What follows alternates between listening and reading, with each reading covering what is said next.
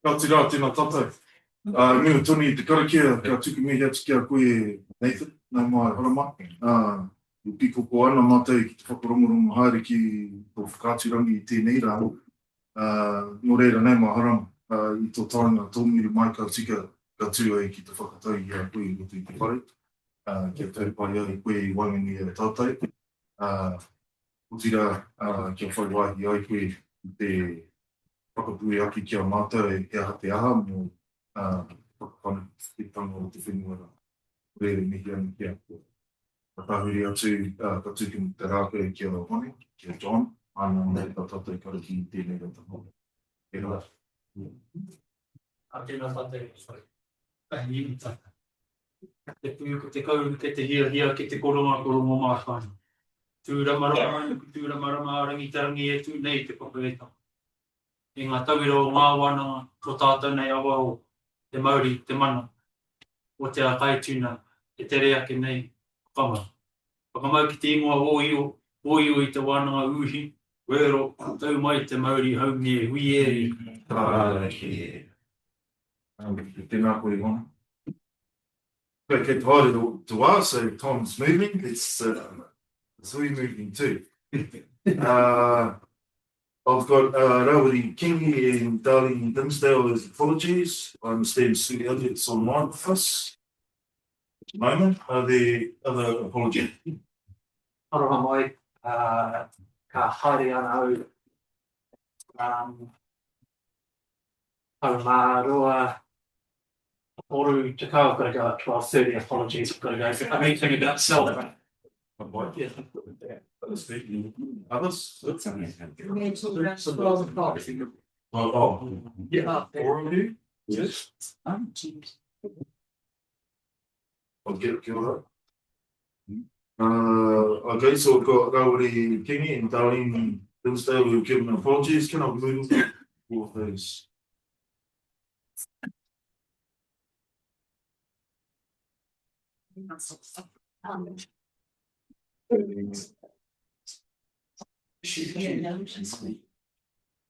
And second, please.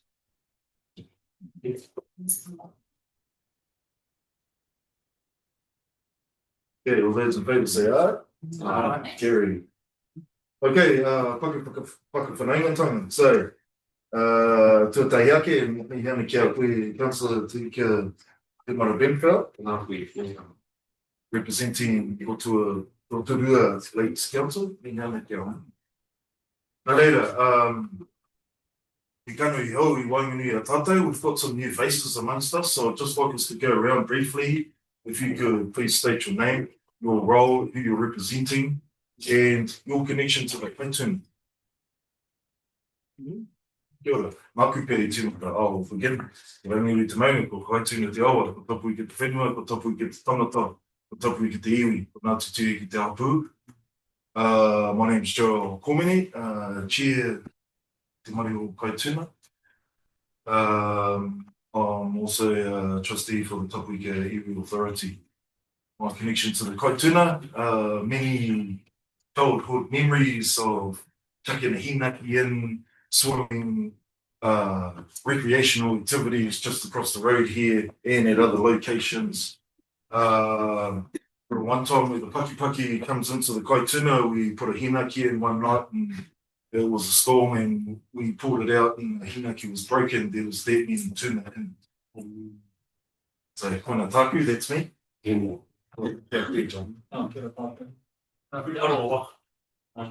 Representative for Tapuika and Waitaka.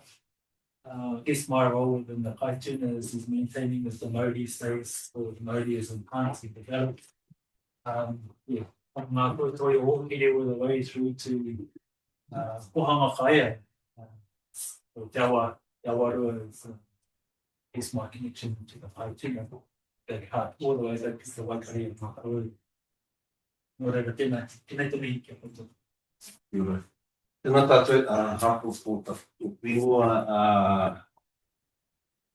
no Māti Piki au. I sit under Te Pūmaratanga o Te Awa, but that's yeah, I got other views about that one. Anyway, I live I live right at the beginning of the hour, a place called Oakley Falls, on a creek called Bamiwhaunga, which is the beginning of the hour. And this is my second time on the seat of the Ngāti Pikia. One of the very first ones back in the Maru Kaituna. So looking forward to a second time. On the seat. Get a little touch. You're John Scrimger. I'm regional council representative on Te Maru. I've actually been an alternate on Te Maru basically since it was established, but representing Western Bay Plenty District Council. In terms of my connection, I guess I've lived in the east, and Ipuki was my town, and I've driven across the Kaituna and observed it for closer to 50 years than 40. So, thank you. Kia ora tātou, ko Aurora Ray, tōku ingoa. I am a Makitu Te Puke Ward councillor for Western Bay. First and foremost, I am from Ngāti Whakaue ki Makitu, but my connection, I guess, is I've done lots of environmental work in and around the river, in Makitu in particular, and yeah, the fact that I'm from there. Kia ora. Kia ora koutou, ko Kat McMillan, taku ingoa, kei Toranga Moana, hau ina Moana. I'm a regional councillor, and my connection with Kaituna, I've been living in Toranga Moana for 20 years and spent a lot of time over that time running, walking, biking, with or without our kids around the Kaituna area and riding horses, and have a deep passion for Te Taro and the restoration of the Kaituna. Yeah, so that's where my heart is. Kia ora. Tēnā tātou, mai maki te ki whangarero o te aroa taku waka hoki, koroturu ne kahi matu mumu e tōku roto. Koe te manipura o roturu e nai nei, engari koe he uri o Ngāti Whakaue o Ngāti Whakapuki, ko tāku whai ako, ko Canaan Plenty, te mokura o Tamati ko tene. So married very strategically into Waitara. But it's a real pleasure to be back here as me representing Roosevelt Lakes Council alongside Te Rika, because I was a councillor. I'm here when we also leaded our Kaituna River document as well. So a real pleasure to be part of that process. This has been the best committee, co-governance, joint committee, anything that I've ever been a part of. And so yeah, I was really keen to come and rejoin and see how we can continue te menui. Hea hatira, mena kore tai te pai o ki te ora, kore pai nata. Ko tera tapu whakaro tino nui. Kia ora koutou, Steve Morris aho, ko Kaituni hera au I Tauranga Moana, mō Pāpā Moa I te tumu, ingoa te Puki North, nā nei, ko Pāpā Moa.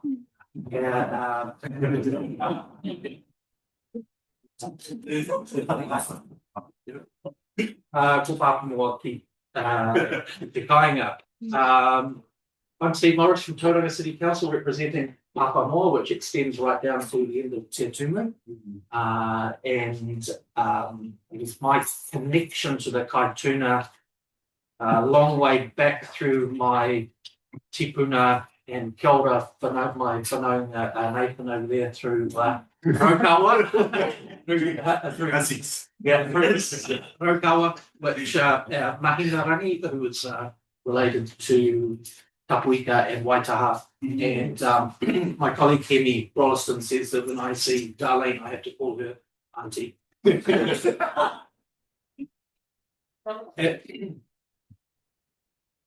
And Steve's new name is Te Papa. Or Pāpā Moa. Big Daddy or Papa. Nā tātou te pare. Me kawana ki a weri te mana job. Me ki tōkana akopa, tēnā poro, me whakapo huki, tēnā pōta poto whakatau i tēnei ata, i roto i tēnei pare, i rere tēnei ata. Ko Hemi Rolliston tāku ingoa, tēnei tāro tauranga, tēnei tāro Ngāti Whakaue, no te aro hoki. I said I'd sit between on the corner here, depending on where the conversation's going. I'm like, hey, no, te aro side, or stay on over here. Yeah, I guess my connection to Kaituna is many connections, but I guess I'll share that my kuia Ruru Tapsel married Mare Roretana from Rangiwaia. So the Rollistons came in and lived in Makatu. So from that unison now with I guess the Makatu Rollistons. And my dad, Mitai Rolliston, who a number of you know, grew up in Makatu. And I say I'm the when Matamoana's not in the room, I'm the mayor of Matapini.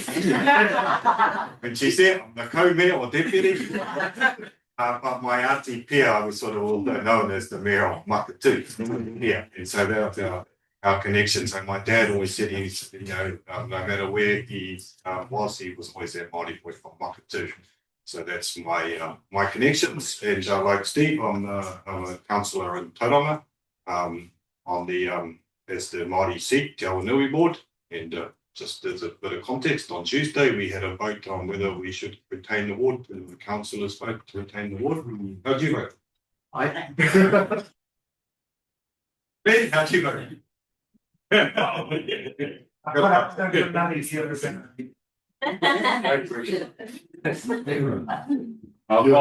ora tātai, kia ora te whānau. Hiana I suatahi, hiana ki ngā pōrero I whare ki ai tēnei ata. Ai, I te toku I au I ngā mihi, ki ngā mate huhua o te wā, kāroha kia tātou o te iwi Māori, I te hina o enei tōtara nui I tēnei wahano o te tau. Reira, ai, mihiana kia rātou. O tira, mai kia tātou te hunaora. Te pāna ki tō pātai te kitiamane te rangatira I timatau I taku kōrero kōnei te wai te toto, te whenua te toto, tāmata. Nōku te wai maria mo te nui no taku orana I tipua ki au ki te taha au enei taona I nei wai Māori. Ko tētahi taha nōku ki runa I ngā awa o te rangi taiki, o te whirinaki, o hine mataro anō hoki. Ki te rātu taha o tōku whakapapa I tipa ki au ki ngā taha o te rotorua nui a ka humata romoi o tira o te rotorua o te rotu iti ki taia ihena anō hoki. Koira tētahi atu taha o tōku whakapapa. Rari, ko tētahi atu taha ko te arotapu o waikato anō hoki. Kuia. Nā reira, koira taku porona ki enei taona o tātou, enei wairua o tātou I tūpuri toru nei te mauri o tō tātou whenua. Nā reira ai, he uri tēnei o te arawa, mā tātua o tainui anō ki e tū nei. Ko tētai atu honona e pāna ki tō kōrero I te hinaki, kaori au I kaingi I tētahi tuna mai te kaituna I tēnei wai rari, I tēnei wā te napea ko te tuna tino pai no te whirinaki, kei roto ia murupara. Rari pai ake ki te kaingia tēnā pia mo te tina, mo te wā tina I kaingia tētahi tuna no kona I tērā pia ko te kaituna, te wāhi pai ki te whai nei tuna. Nā reira ai, kuira tētahi honona ki konei, kuira tētahi o tu tino kai, te ona kai o te wai Māori. Nā reira ai, tēnei kia koutou.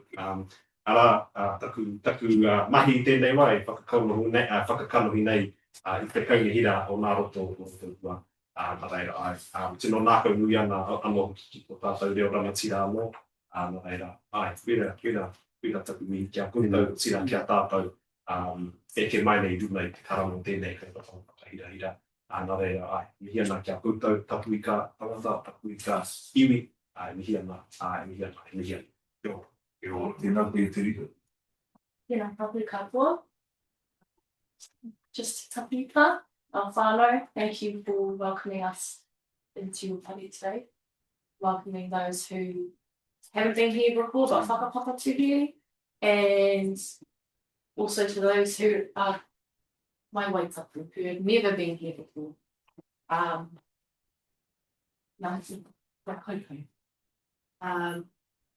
Before I start, I'll do my due diligence.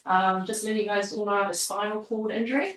So that's why I have my typical. And if I tend to speak up more than normal, I talk too much, it's just because I have short-term memory loss at the moment. So I just need to get it out while I can. But about me, who I am a pāgio from Orimutu in Rotorua. I was raised by my kuia, my koro, my marae. Right next to my awa, right next to my puna, right next to my ngāwha. And like all of us, we've had a really amazing life experiences. And mine have primarily been in Te Whaia. So that's what I'm bringing here today, along with a whakaaro of what we all have here today in this study is called Kaituna. So in saying that, I'll do another due diligence. Sue Elliott, so I'm here as the Māngai for Kobe. So I forgot that, but Sue Elliott is also the Māngai for Ngāti Whakauri ki maki tū. And I have an issue personally being called an informal member. I do not think a treaty settlement should determine who is a member of Te Maru o Kaituna, because it's the entire community that is meant to look after Te Maru o Kaituna. And so I just want to make sure that Sue gets time to introduce herself as well. And other than that, I'm keen to get some mahi done. Morena tātou, nā kua no te kokona. Tuatai mōku ake ne te kāna tikuna ngā whakaaro ko te wāhi ngāro tūwāru rinuri whāare o. Nā te timatanga, nā te hapamutunga o. O nō rā te kāna me te toko hia ngā kōrero ko whārihi e. Nā te haukainga, tia tangata, tapu I ka mana. Mihiana. Hono rā. Whai tēnei mui a koutou. Ko ngā tirangi mimi, hono rā. Ko ngā patu kato tēnei o te. Engari te tūru nei whakakanohi I ngā hia o te iwi. Hono rā, ta he noi o te kōrero taku iwi kia hau. Me tautoko te hau. Tuki reira. Kia ora guys, my name's Hamona. I'm from most of these places around Rotorua, but I'm putting on my Ngāti Rangi Wiwi here. And tupu mai au I ngā awa katoa. Mea whānau, on both my sides, we're fortunate enough to be at a few wahapu, where we're still currently living in ki te utuhina, tērā taha oku, ko te whānau Kiriapa, whānau Rika, hoki mai ki te awahau, ko te whānau Moani, ko te whānau Douglas, nuri no hoki ki te Kaikai Kāhuna, tau aku tapu waka ki ngā wai kaupau o te Okataina, nā hono rā tēnei e noho nei e tautoko nei te kaupau. Nō rā, also, mea nei ngā kōrero anti pia kia hau. It was Pia and Ding that brought me in. My job as waka, and my said to me, if it wasn't for the waka boy, we wouldn't be here in Aotearoa today. So te timatanga o tātou, I ahi pēnei mai te waka, ki roto I tika Maru. So kia ora, ko ngā maramara inei o tāne, e kōrero kia. Nō reira, wai hoki kona, ko ngā kōrero o te o ngā awa, ngā wai mā tautau ki te awahau, tērā te whakapapa. Ko ngā wai o te awahau, runga nei te mātautau ki reira, e runga nei te mātautau ki te Kaituna, nei ngā kōrero, e pipi ana, e tuna ana, e toto ana, e awa ana. Koe te apapapa ngā awa. Kia ora tā. Ka tika me mai uki ki te reo e rere re haere ana I waimene o tātou. Ko no te kaunihira nona iwi rānei. Ka tika, kona te reo, tika I roto I ngā whare tupu. Me hiana kia tātai marika. Moving on. Oh, aroha mai. So are you available online there?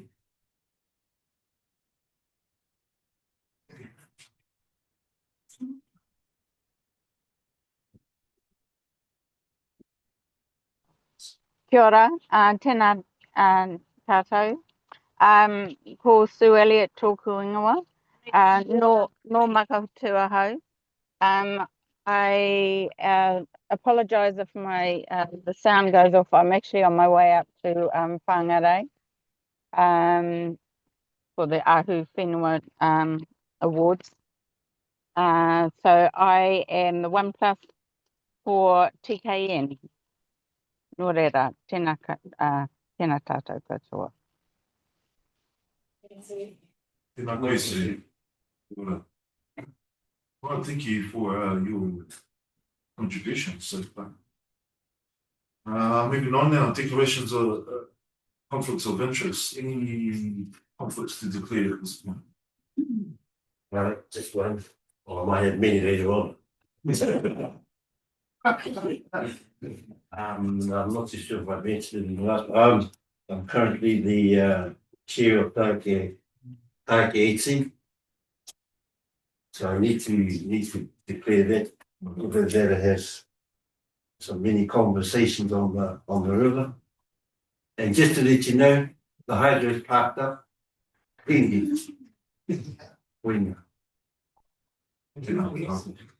other conflicts?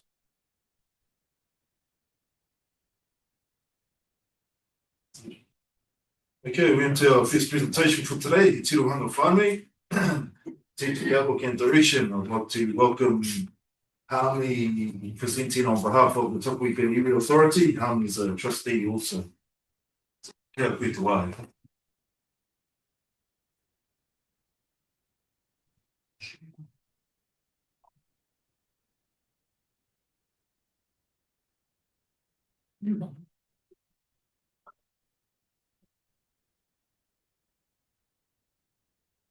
Clear? Yeah.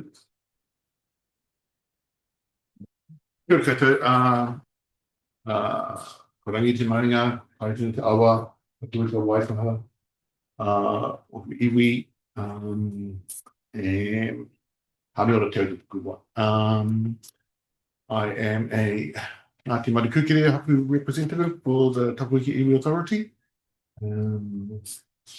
Volunteered on Wednesday that I'd be doing this. Our chair is starting a new job with over in Tauranga at the Women's Refuge, and which is important.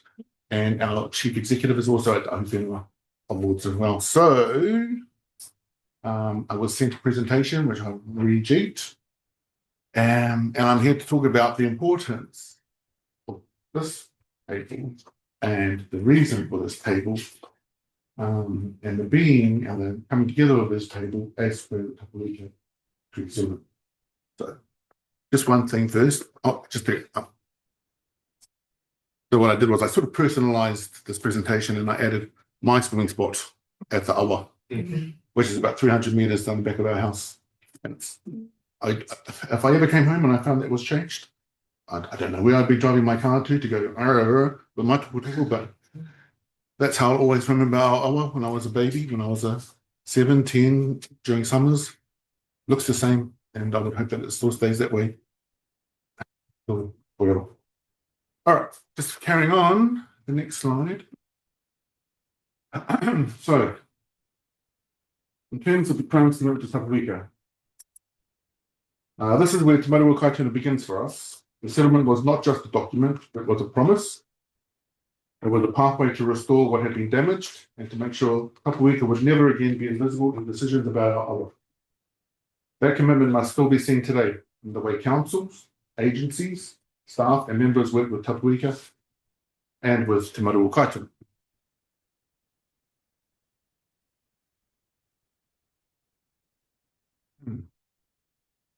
Another one of my photos, just a little awa. Te Maru o Kaituna would not exist without our settlement. And these examples are not the whole kaupapa, they are reminders. When wastewater, stormwater discharges, water takes, development, or land use affect the Kaituna, the Maru o Kaituna must be aware of that. Tapuika does not want to find out about major decisions at the same time as the public. That is not a relationship promised through our settlement.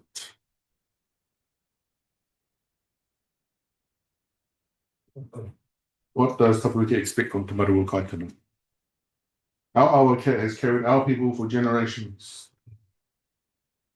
And on a personal note, I was just thinking back to my childhood and going down there and swimming in summertime and being told the stories by my parents and by my grandparents. And one particular story that always stayed with me was the story of one of my cousins, Korals, who was swimming across that awa with a sack full of watermelons, didn't quite make it. So that's the connection. Our blood runs through that awa because we've lost whānau in that awa because he was carrying watermelons, taking watermelons from the farm across the road. So, defeat the farmer, defeat the farmer. But yeah, that's just in terms of every time we go down there in summertime, it always connected with me that one of our own whānau, one of my uncle, 16, crashed into the Kaituna bridge when he was taking his uncle's Harley for a joyride. So this is just, as in, it really runs deep. So as I was saying, our awa has carried our people for generations. Te Maru o Kaituna was created because the health of the awa cannot be left to one council, one iwi, one hapu, or one agency alone. It requires collective responsibility. The collective responsibility must still honour why this framework was created in the first place through the Tapuika settlement.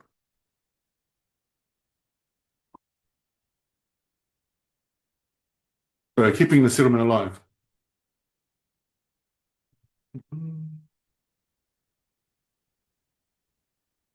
It gave us tools. Te Maru o Kaituna is one of those tools. The Kaituna River document is another. But tools only matter if they are used. If the Kaituna River document is not visible in decisions, then the settlement loses some of its life. And Te Maru o Kaituna has a responsibility to keep that life strong. So what does success look like? Strong Māori, healthy tuna and kaimoana, restored wetlands and habitats, respectful decision making, visible Tapuika leadership, katoa, ki rangiuru, tihei, mauriura. This is not just about process, it's about what our mokopuna will inherit. Can they gather kai? Can they swim? Can they stand beside the awa and know it is alive? Can they see the Tapuika stood up for the Kaituna when it mattered? And what I will add is Kaituna and its tributaries. I used to be a cultural monitor for Tapuiki Authority as well, and I did 2 years standing at Langi Business Park and going over 700 years worth of history. And that just reminded me that 700 years of history could only have happened if we had fresh water like this to keep our people sustained. Fresh water in the Kaituna, fresh water in the Waiari, and a bit of mere, Paki, and all of those. So success is definitely about strong Māori of an awa, because for the next 700 years, we want it to still be there to sustain our people, all our people. However, in saying that as well, I also wanted to say thank you because another hat I also wear is I also stood on the fundraising committee for Ngāti Kuri Hapu. And Waikani Day this year, we were privileged to be funded with $3,000 from Te Maru o Kaituna to put on a beautiful day down on the awa. There's Auntie Lani Beale there, and you should know this fella here, who was protecting us, making sure none of us drowned. Total to there, it was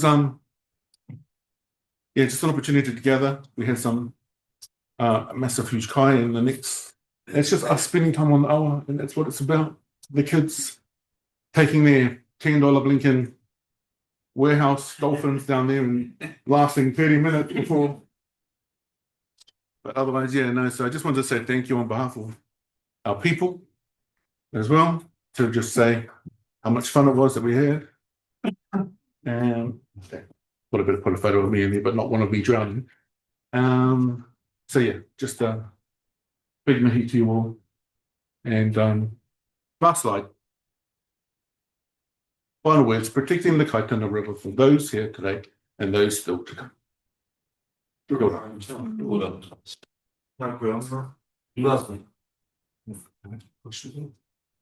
Any questions for Hanu?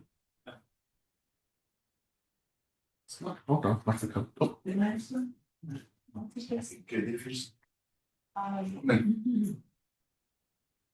How can we best help you right now as a board? okay, so one of my other hats is I chair Te Kohu Parawai or Te Wai, which is the governance board put together as per the resource consent for the new Westwood Treatment Plant, which is currently discharging into the Waiari, which then flows through to the Kaituna, which then flows through the Makitu estuary. So in terms of Te Maru Kaitunas, what you could do in terms of helping us there is to, as the collector, to work with us in terms of trying to achieve what we need to achieve for that time, for our time. And I do believe that there's a clause in the settlement, right, in terms of your strength that you have, that the Kaituna has. There's a lot of strength in there in the settlement and in the Maru Kaituna. So being available and accessible, we do have our representative who is Joel with Maru Kaituna, and I do believe today we're going to get an alternate. So it's at Maru Kaituna at the table alongside Tapuki with Haruki alongside the Kowe alongside Waitaha.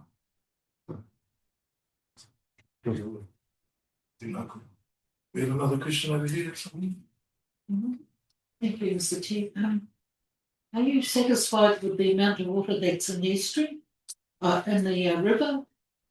Like, tell you a story. Auntie Imelda Callahan rather grounded a place on the river, and so they were never allowed to go there after that. And then when she did go there, she noticed how low the river was. Yeah. And I'm just saying, where's all the water gone then? Are you happy with it? It's because there's been widening of the rivers. The control, the hours controlled by the gates up at Okere. When we do a float, we have to give a couple of days' notice to council to make sure that the river flows a little bit faster, so that we can actually get from Ngāti Kuri down to the Waitangi Reserve. But like I said, I suppose it doesn't make sense, but when I was younger, I mean, the water was coming up here, and now I stand in the river, it's down to there. So maybe it might be me. But I was on the river a couple of months ago, and I actually stood when we were going down on the river float, and I probably stood in some places that I could never have stood in before. And when you drive around, you go over the bridge and you go around the bends at Otakawa, and you look out, and you can sort of see, you can see what you shouldn't have been able to see in the past, which was the riverbed. But yeah, there has been some changes, obviously, the way that the river flows. But I mean, and I've also, we've all been, surely some of us have been to places where there is no water anymore, and that's most of the South Island. I would hope not to see it in any lifetime, in my lifetime anyway, a river with no water in it, such as this. So, does the Maru Kaituna have a say on who gets water?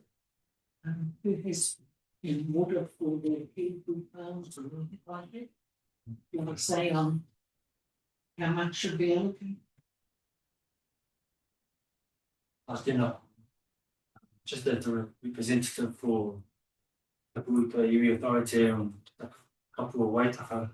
In the last meeting, we had discussions around a geospatial platform in terms of a framework and understanding what the water quality and what water quality is coming into the Kaituna and also the other tributaries that you're talking about. it's not normal that our iwi mandated authorities should be financially paying for our own people to be doing a lot of the work in terms of the water quality, water quantity. So the key here is to be discussing alternative financial processes to be able to put us in a position where we can start looking at what the hour looks like. What is the quality of the water? What is the quantity of the water?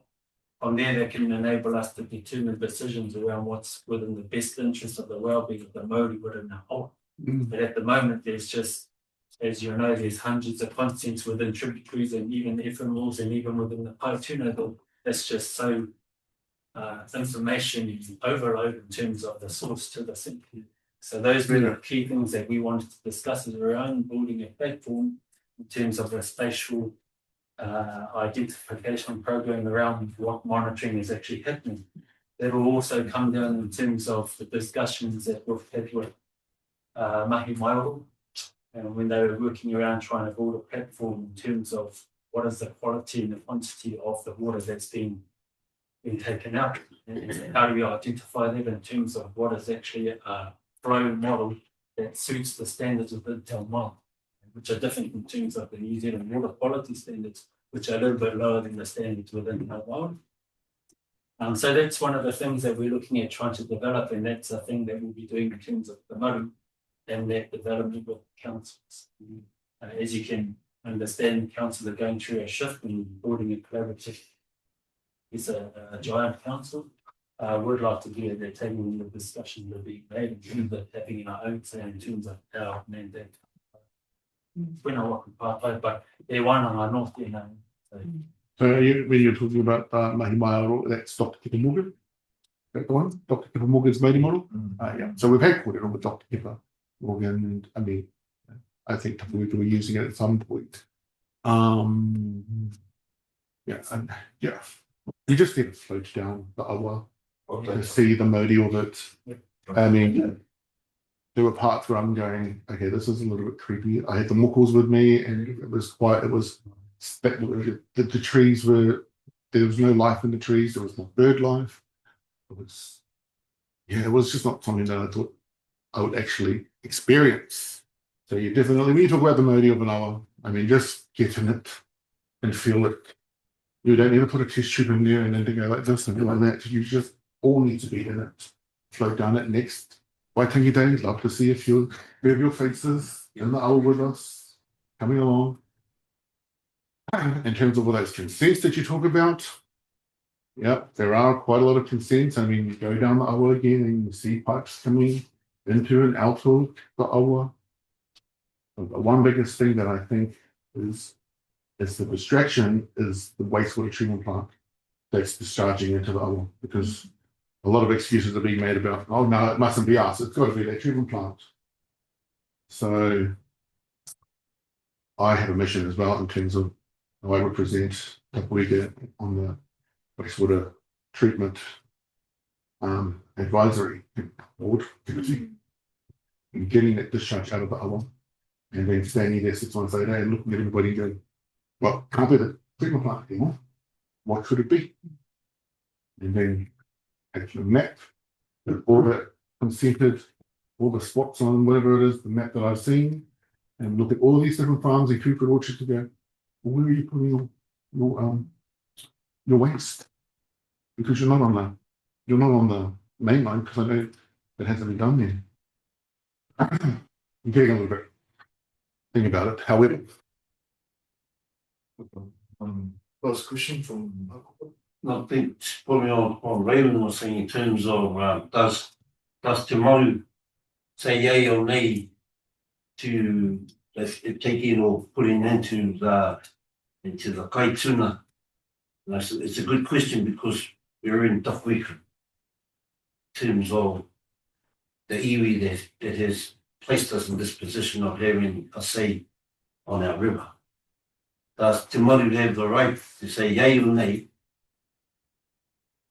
to the taking of way or from our river? I think that's because that's the question I get at home. We told Te Maru that Te Maru the right to say the decisions for us that way. which is a common thing that we have in our own area. So that could be something that could be. Do we have a point on that particular bit? Can't be doing it from way back. So through the chair, water quantity and water quality are currently managed through the Regional Natural Resources Plan. A key part of that plan is consents. We've got clean here from the consents team. We've got our policies in our regional policy statement, which require the need to connect with respective iwi in relation to takes and water. Joe, what do you care? I could add one more sentence, right? Namuta was saying the power from the Kaituna River document in our regional policy statement. And so that's recognised in the regional policy statement.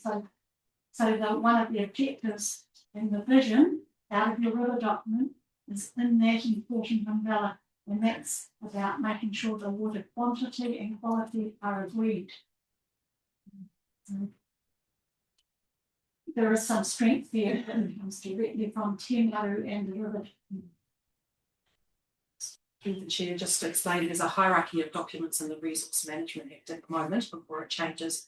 They go, so after national direction goes regional policy statement, then regional plans. At that higher level, at the regional policy statement, out of Te Maru settlement, the Kaituna River document provisions are now in the regional policy statement. So any consent that flows down from the other documents, the regional policy statement, the regional natural resources plan, the district plans, must give effect to the higher level documents. This is in the highest level of our planning framework.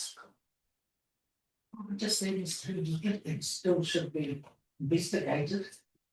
Because I've gathered that story again, Imelda saying that the river was and being selfish and Makatui for not getting enough water. And last year, I think, it was the lowest the Kaituna ever been.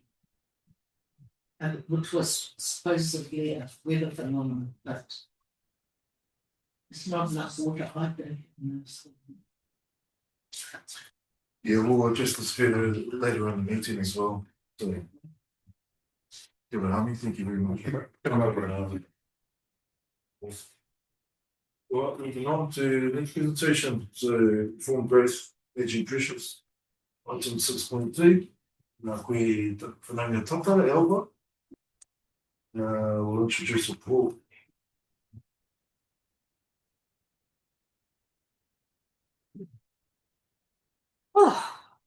Kia ora tātou katoa. Since our last meeting of March, I've taken on a new role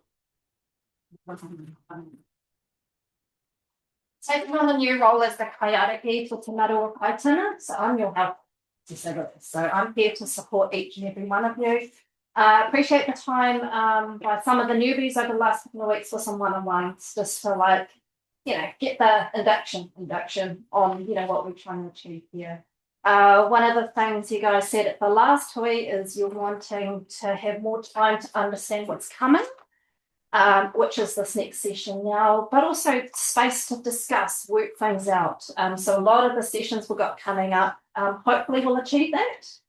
This is your hui.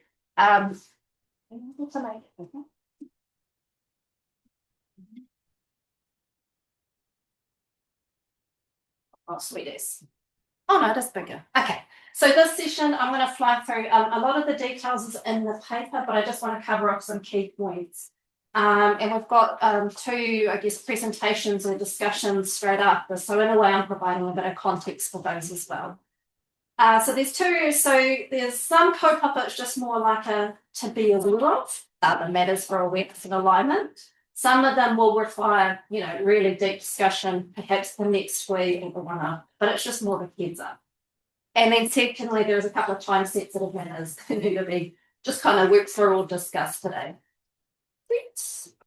Now, I don't know if you can see this also. Okay, so I'm going to try and do a quick one here. So a couple of key ones.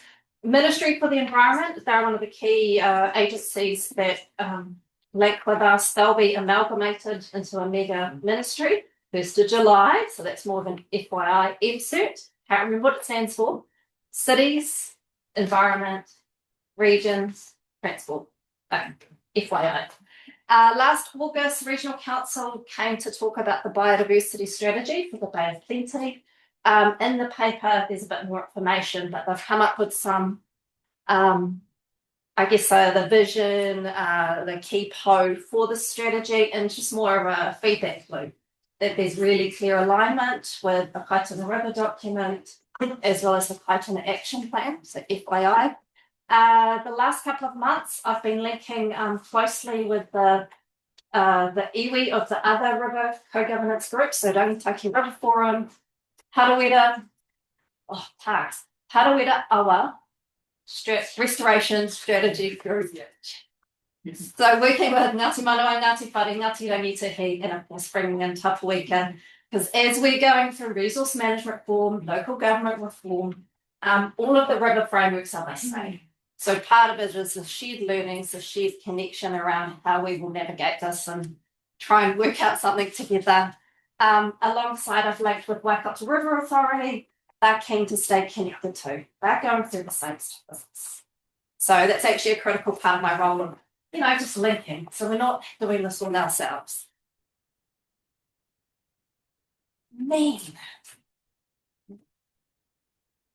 The other one, big one, which I've actually parked for September because we need time, is in the next 10, 20, 30 years, there's quite a lot of development plans for the area. So under the Smart Growth Strategy, this is known as the Eastern Corridor. Alongside, you may have heard of things like the regional deals to support with funding, and there's other matters. But one thing I'm recommending is that we have a special session in September. We can bring in smart growth advisors. We can bring in the regional deals dude, whose name I've lost, as well as some updates from each of the councils around what's happening with Kaituna, where are things at, what does this regional deals mean? So I think this is the kind of neat thing that needs, kind of sit down, work it out. So I'm recommending that for September. Sorry, and it's this. I think this is. Bringing back some of the questions from the last one, what's happening and when? So if the Tumu's walk to Tumu be fast tracked at some point, where does Te Maru fit in all of this? So I think that'll be a key question to work through at the September hui. Local audit and well, so this is the probably more of the update. Because we've got our elected members here, TCC Western Bay, they're going to hold hands. But why this relates to Te Maru is because we've got a so for us in this area, that relates to all of the infrastructure and the operations of the Waiari water treatment plant and the Te Puke wastewater treatment plant. So this is as an update. Oh, this was a new one because this is a new. Has popped up in the last couple of days. The Local Government Systems Improvement Amendment Bill. So in the media, you would have heard the palaver around there shouldn't be any unelected members on council committees, and so this new thing has been added to the bill. It's been slipped under the radar. They're at their second reading, so they're almost there. But what I wanted to share with you guys, this bill excludes any council committee formed as a result of treaty. Okay.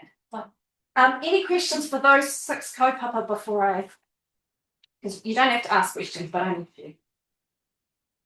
Kia ora, Te Maru, have we provided feedback to ministers on some of those changes, or as an authority, have we provided a letter or feedback to ministers on those changes? Yeah, so this is going to be coming up in item 5 around what stuff should we be putting in feedback submissions as a collective.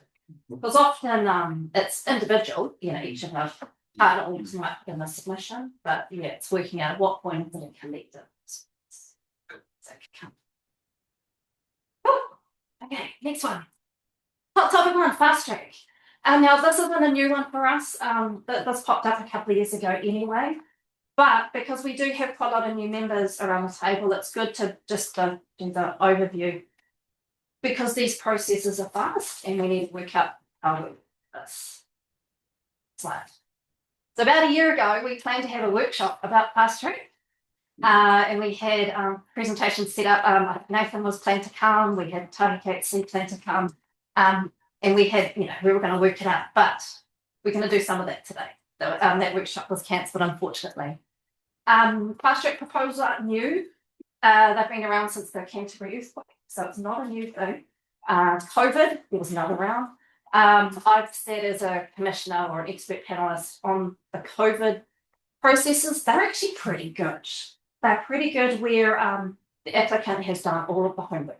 This legislation, however, is quite different. So the words in italics, that's the purpose of the Fast Track Amendment Act, which is actually really different to the fast track legislation.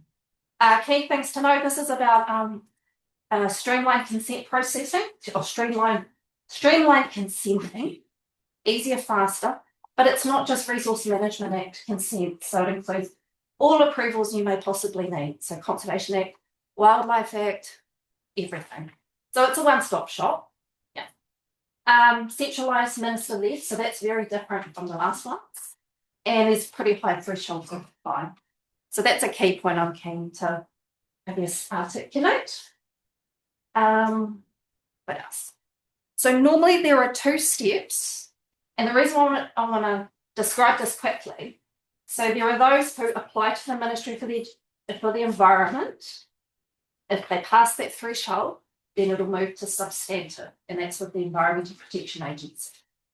And so in terms of the proposals that are within our co-governance area, we have IPHC who are still at the referral application stage, and we have 2 here that are at the next stage. So they were already on the list when the Fast Track Approvals Act came through.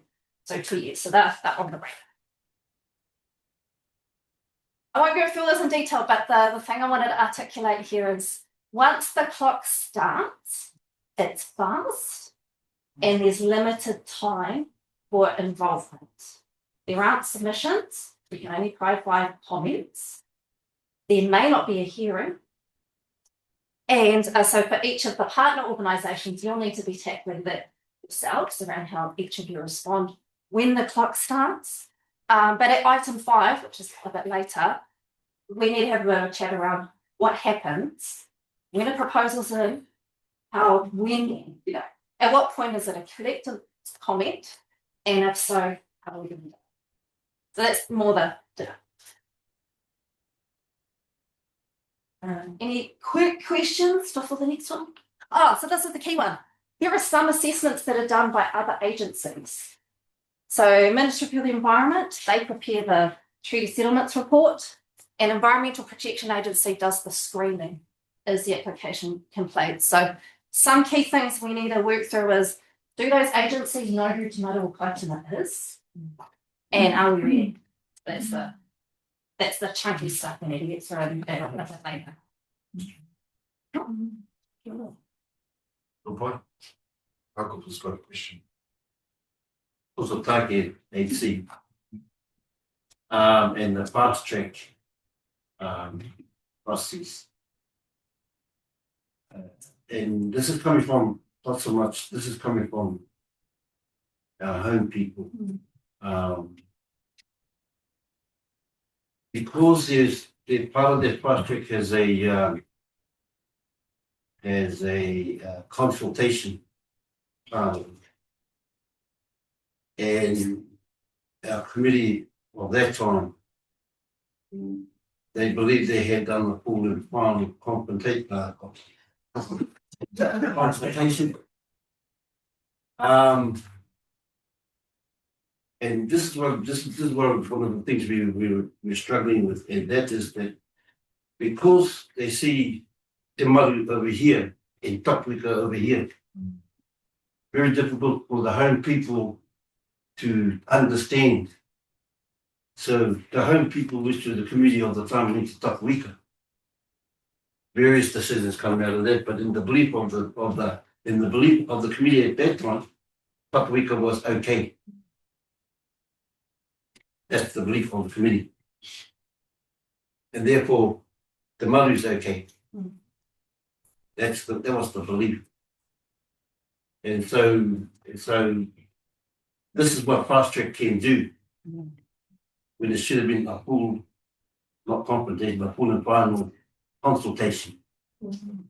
it's one of the reasons why the committee decided to put it on hold to understand the whole process of the fast track. Yeah. And I think something just to note here is it's amazing how much can change in a year, because a year ago there was that requirement of consultation before lodgement.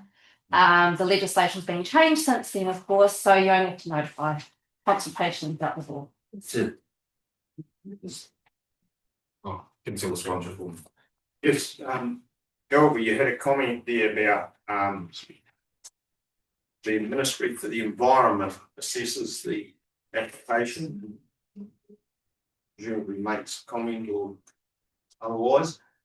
With this new super ministry that the government is proposing, and the removal of the ministry of all those responsibilities just roll over into the new ministry. It'll go to MSearch, so they'll be responsible for the treaty settlements report.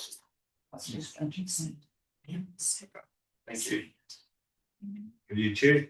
Councillor Wilson. The last slide, Alpha, the second to last one. Do they know who we are? Do they know who we are? Surely they must have an obligation to know who these treaty settlement entities are. But you saying that this could happen? We don't know. That's the thing, and this is for item 5, is just making sure that each of the, and so it's not just Ministry for the Environment and the EPA, but Department of Conservation, but because all of those other ministries need to be writing reports as well. A lot of these assessments are being done, by people in Wellington. So part of it is making sure that they know who Te Maru Kaituna is separate from the iwi authorities.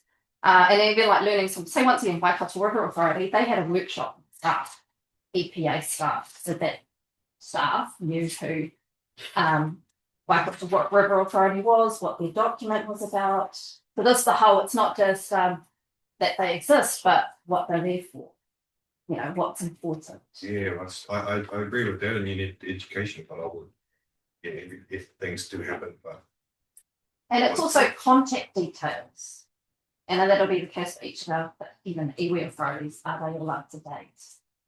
Yeah, so there's a potential that there could be a fast track done and not come and talk to Maru or Kaituna. Somewhere here that usually happens. I know it does happen, but you would think that someone is really with the boat if that actually happens. I know you got to push and pull and make sure mind them. They should be sent packing if they don't talk to settlement. We want to mitigate that risk because once those processes start, you don't want to miss the boat. Yeah, I comment over. We've got one backstop. Through fast track, they have to contact the regional council. Yeah. Okay, so that's mandated. Yeah. The district and the regional council, and we check that all the area and Hapu authorities that are within the row of the fast track application, that they're all on the MFE's list. We are finding that their lists are lacking, very seriously lacking, especially at the Hapu level. But we are pushing back, and they've been pretty good so far to say, oops, yes, we'll invite those to comment as well. Only a comment, it's not consultation. And we'll add them in, so they're good in that respect. But 6 months later, we get the next application in the same area, and they haven't updated their reports. So we're constantly pushing back, and it would be good if it came from both sides. But we are a backstop. Yeah. Good on.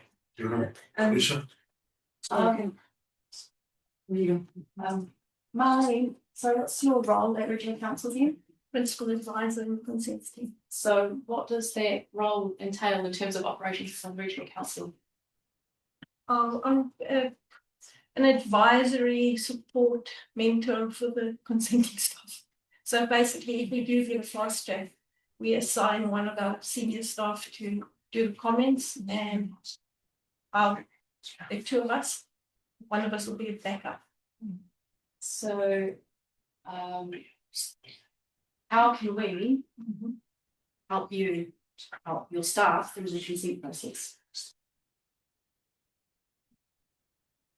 Well, it's not really a consent process for the fast track. It really, we're on the same footing as tomorrow.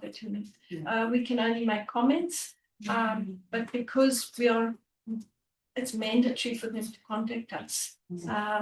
We can't be skipped off the list. So therefore, it is a backstop. If we know about something, we can share, comment. We do often know about projects and do technical reviews of some of the technical data up front. So some of that information can be shared so you don't have to double up. This could be costly. We're in-house engineers and things like that. So there is a little bit of support that we can give you, but frequent contact is probably the best thing. I think you know, just for the house, I make it really want so others who would like to pull it. It sounds like to me this is a lot of money for a small group of people. But I think for us as board members, it could be really good. Actually, first I'd like to ask a question to Alba. Alba, do we have subcommittees stood up yet? Oh, yeah, well, through you, Mr. Chair, I would like to make a resolution that we have our wānanga together as a board and stand up home or subcommittees and flesh out what that is. And I think, and I would like regional council staff there, Te Maru board members, and the Taiao reps from each area. Yeah, so we can have a wānanga together on how we can help each other.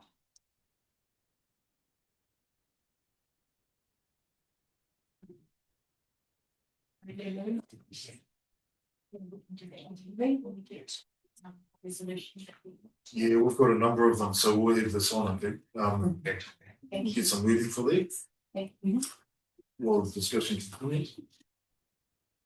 Just to you, Mr. Chair, before Terika, just to add on to Marlene, just in terms of the fast track consent process for regional council, outside of the consents team there, that there is a member of Te Amorangi, our Māori policy team is assigned to each fast track consent as well, to ensure that engagement is done with the correct area, because Alva is right, sometimes we get the list from EPA and go, well, they've missed X, Y, and Z. So our process at regional council is when there's a fast track consent, there is a team pulled together. So Marlene and our consents team and that Te Amorangi jump on as well. So it's not just a singular PO within regional council. You sit on the fast track one, because as Alva said, it's a very quick turnaround in time.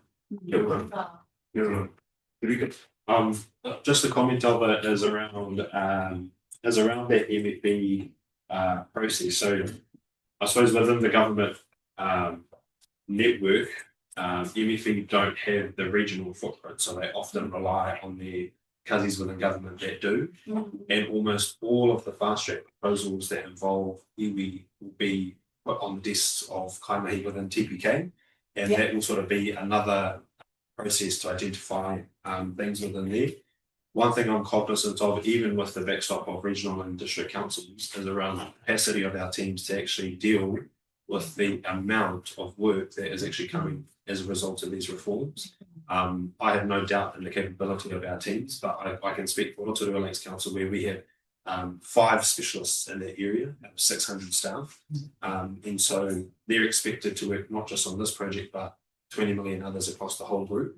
So I think understanding as an authority, understanding our network of, if we have a good relationship with TPK, if MFE are going to TPK, or if MFE are going to another one of our Māori ministries, whether it be Darawhiti or whatever, Tari Whakatau, or whatever it might be, it's understanding how do we plug our agenda into the minds of those ministries who are the backstops for MFE. Because the take with MFE is that they have almost no regional footprint at all. And they're primarily centrally based. And so they don't know their lefts from their rights in instances of high capacity of EV engagement. So they rely heavily on others. So potentially that might be, I don't know if that's a resolution, but potentially to send out a letter to TPK, even to Whakatau. But yeah, all of those ones that those big ministries rely on for that information to ensure that our agenda is very clear for those ministries. And yeah, that's speaking from a past life as well of someone that was processing fast track consensus on behalf of these useless ministries.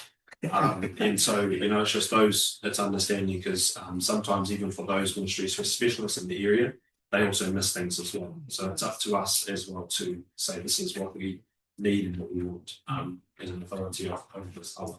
So yeah, we don't think Kia ora, yeah, just building on the corridor, I suppose, one of the challenges is getting ahead of the curve with, when comments can be made, that the one-oners happen so that the comments really demands are really clear from Te Maru as to this is what Te Maru is saying.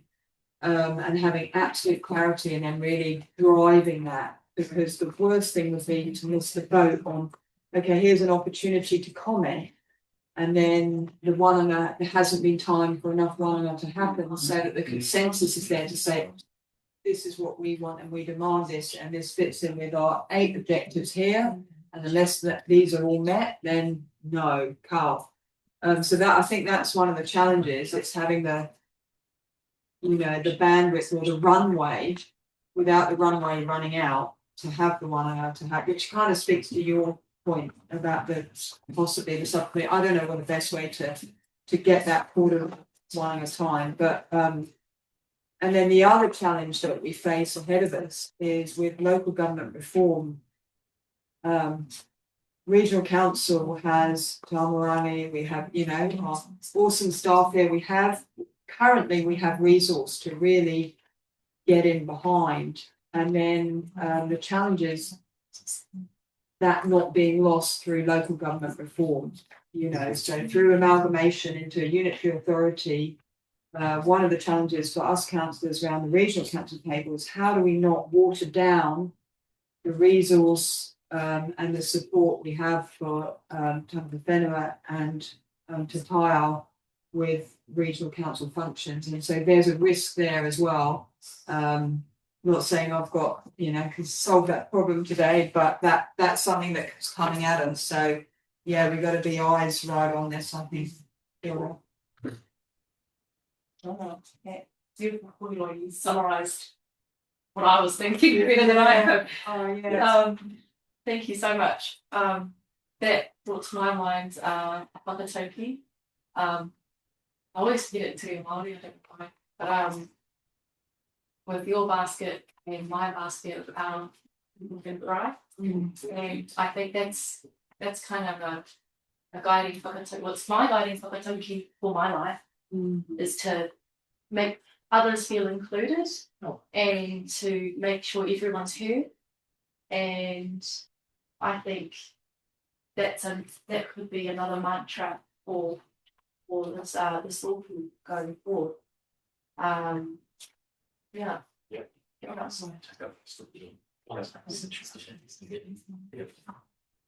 So you happy to move on to the so you can I guess this reinforces why it's important to create time for knowing what's coming, because there's quite a lot that's uncertain as well, so it's good to work it out together. Because this other one is very similar: resource management reform, regional planning. Sweet. And this one I briefly touched on at the March week. So this is system change, so it's not just affecting just us. There's lots of stuff happening at once. But the key shift here is, once again, it's more critical decisions made up further at the top. And while we heard earlier that the Kaituna River documents within the regional policy statement, that will be given the boot soon in the next couple of months. So this is where over the coming, in the next couple of months, we need to work out alongside where does Te Maru or Kaituna fit within this new system and what happens to the Kaituna River document, which equally highlights why it's important to link in with the other river open forums. Now, regional spatial planning. I am mindful that not everyone has their head all the stuff that's been happening. So this was just a quick one-on-one for the non-council peeps. So this is just like it's a long-term plan to work out where things might go in the future, often growth, infrastructure, while taking into account constraints. Within the sub-region, there's already 3. So what I mean for regional spatial planning, we're not starting from scratch. So within the Western Bay, we have smart growth strategy. So that was prepared by the Tauranga City Council, Western Bay, Bay Plenty Regional Council, and the Combined Hunter Whenua Forum. So we have a regional spatial plan already, so that's just the context. Next slide. And so, of course, with this new change, with the RM reform, there's a directive to do a regional spatial plan. And these diagrams, which will be tiny, what I'm trying to highlight here is the councils are already working out together to determine, well, how might they do that? So any questions about governance structures and process, I don't have the answer to, but council starts well. But I just wanted to leave some thoughts, for the coming 6-12 months around, some key considerations for Te Maru. So making sure Te Maru is just not kept as a stakeholder amongst all this, because regional spatial planning affects us, and there's some key considerations that we need to ensure that whoever's part of it, they have that in front of them. Yeah. And this is one more, and so after I've just got 2 more slides, I think it is, then I can hand it over to our presenters for some more of the discussion. So this, I wanted to provide some context here, because once again, there's a lot of discussions happening between councils, but I know we probably are privy to half the information. So this is the whole thing, once again, more change, local government, regional council functions being shifted, and the council's offered this Head Start pathway, have to develop proposals around, who might tag team, form something. But I wanted to just share today that, the proposals are due by August. Also, we've got all of our elected members around the table for the session shortly. Just to, because for our iwi members, just to know, what's possible, what are the options. I just wanted to share the options that had been released on I know that some people are visual, and I'm the same. So these were some ideas from the Western Bay Council on their Facebook page, because I know there've been some options released. So one was a mega council for the whole region, ideas of a sub-regional unitary authority, provincial, I don't know what half of them mean, and potential for Western Bay to split. That sounds about right. Yeah. But then these are ideas at the moment that district councils are, engaging on. But I know every council is looking at, potential different compositions. So that map was just mainly just to give you some context for those who haven't been at any of those meetings. But for once again, what does this mean for Te Maru? It's just making sure that whatever happens, that it preserves the intent, integrity, and effect of the Kaituna Reform Framework, making sure there's a place for Kaituna, Te Maru Kaituna. And the other thing is, and I don't know, as a byproduct of all this, the Tāpeka Claims Settlement Act actually specifies the regional council as an administrator, and it specifies specific council. So it just means one of the byproducts here is that Tāpeka settlement will need to be. I'm going to sit down now and leave it to them. Can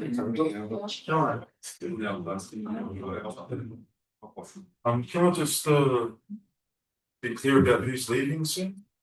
We're worried about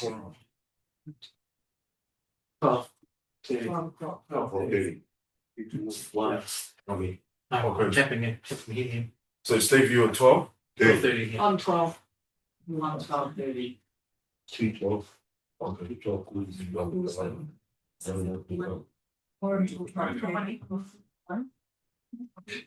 Just trying to look out. What's the next stage for you?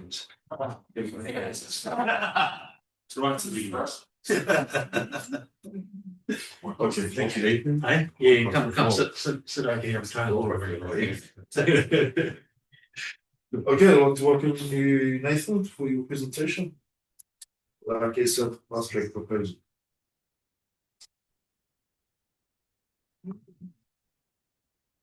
E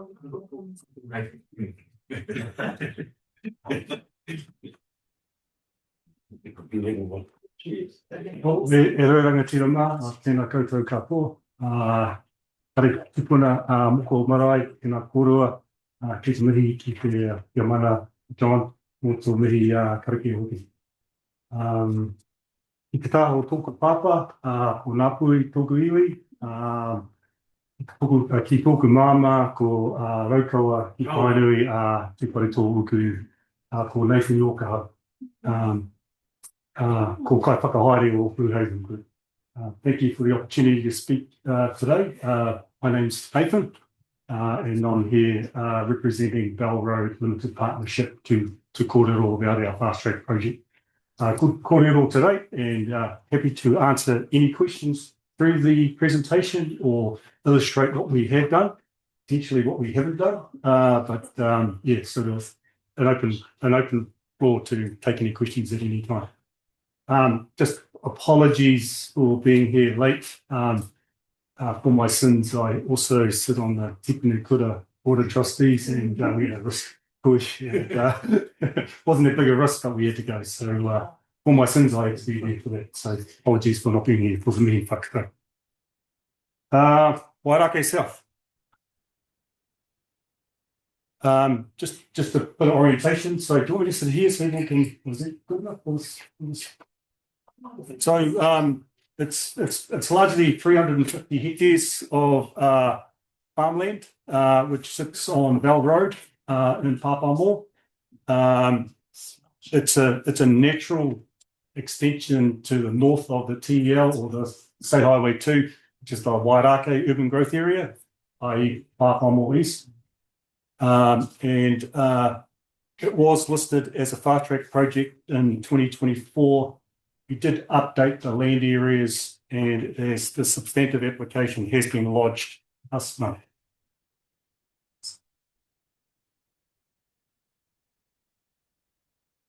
There it is. There it is.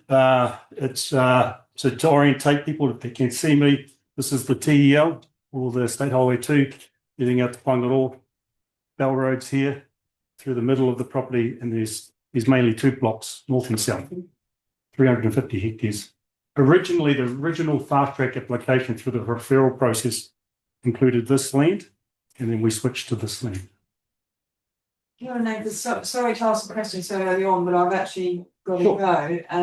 So my question was, when you guys presented to us a while ago, and I don't know whether I just had this in my head, but my understanding that there was going to be a vast amount of farmland surrounding the subdivision retired, and I know some of it was treatment wetland, which is still in, but I also thought you were going to do a big wetland project with kind of boardwalks, amenities sort of going over the wetland, so that it was enhancing water quality and biodiversity, restoring wetland, but also a recreational area for everyone living in those homes. And then when I looked at it the other day, I was thinking, oh, look, I see these treatment wetland pieces, but have I just made up that vision I had in my mind from when your initial corridor, or are you going to buy up those farms that are all,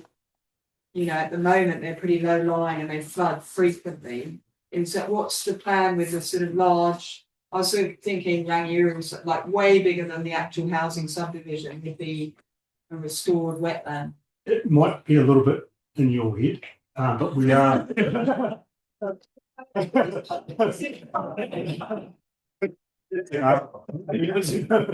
We're not buying any more farmland, but there are extensive wetlands and recreational spaces we are creating within this estate. Huge.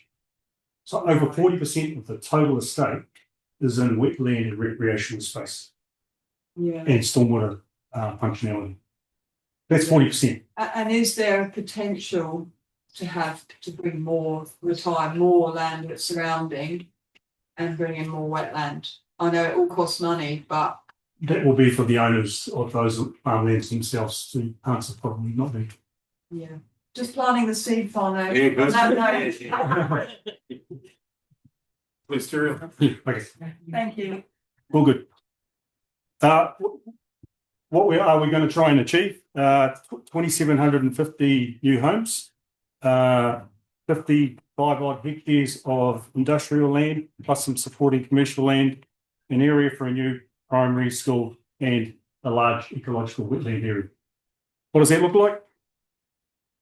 Sorry, this plan might be a bit hard to see for some, but the yellow bits are the residential areas, the blue bits are the industrial areas.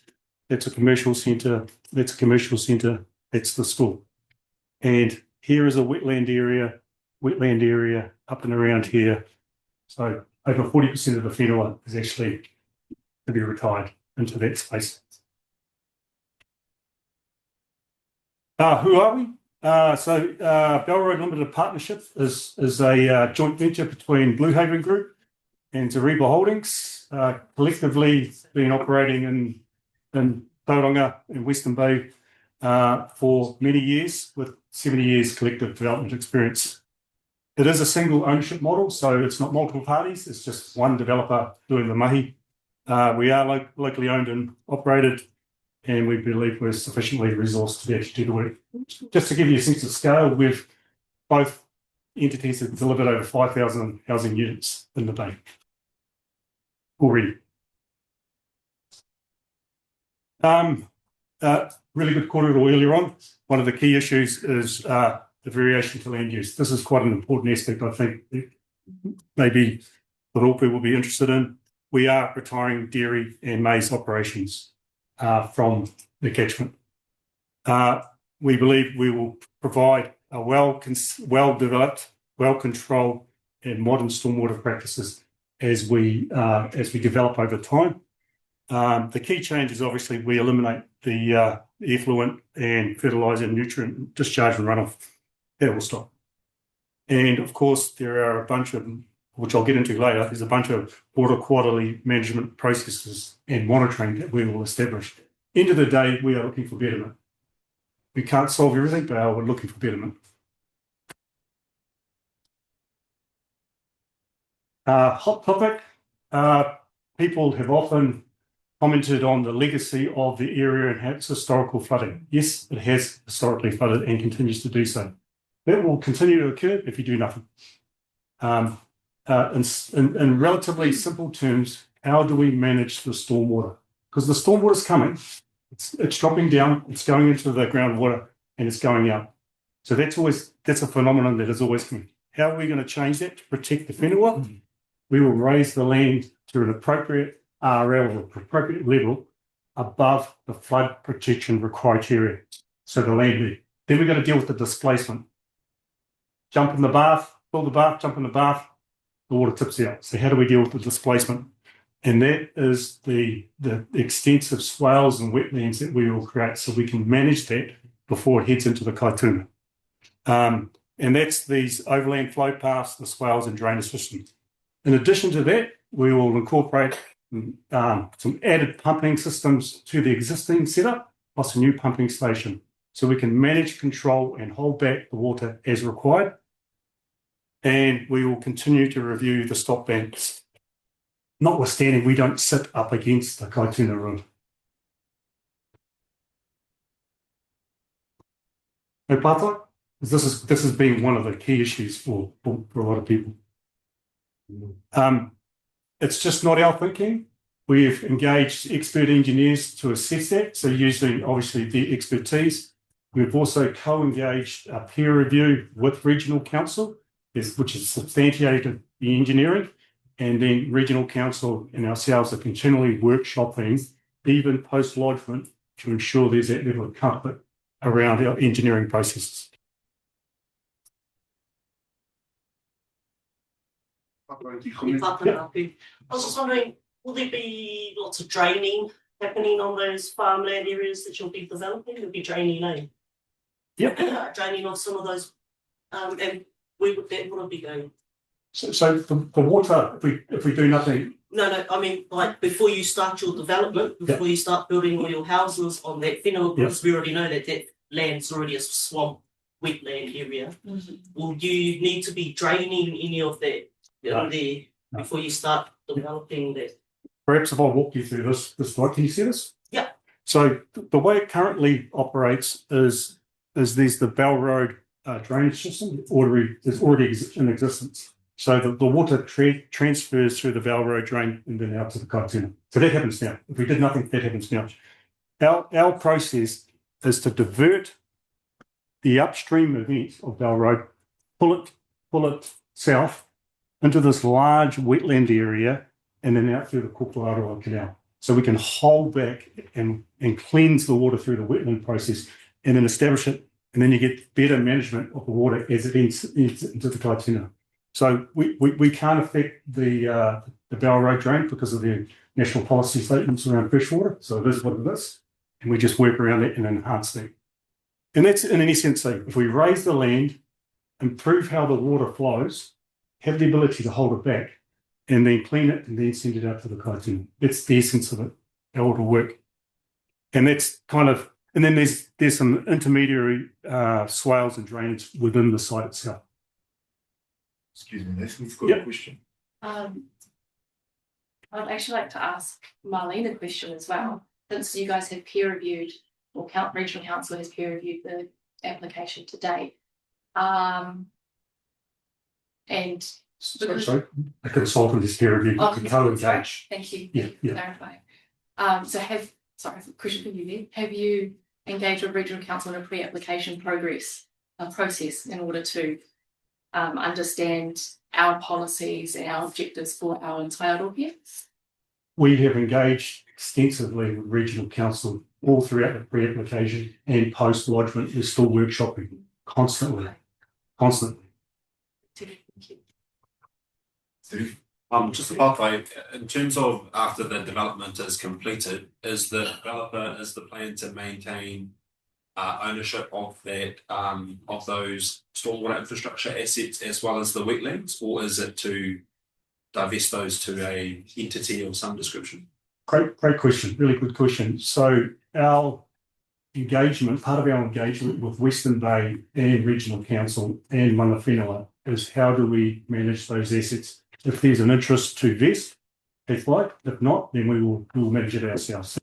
But there is some desire, I don't want to speak on behalf of Regional Council, there is some desire only for the large scale infrastructure assets like big pump stations, whereas Western Bay have been particularly interested in the recreational and the wetland areas and the in all those spaces. And of course, there's Mana Whenua as well that have an interest as well. Okay. So haven't got a final answer on that, but we're talking, we believe, to the right parties to ensure that either we do it or we work in partnership with others to do it. Sorry, the input given to the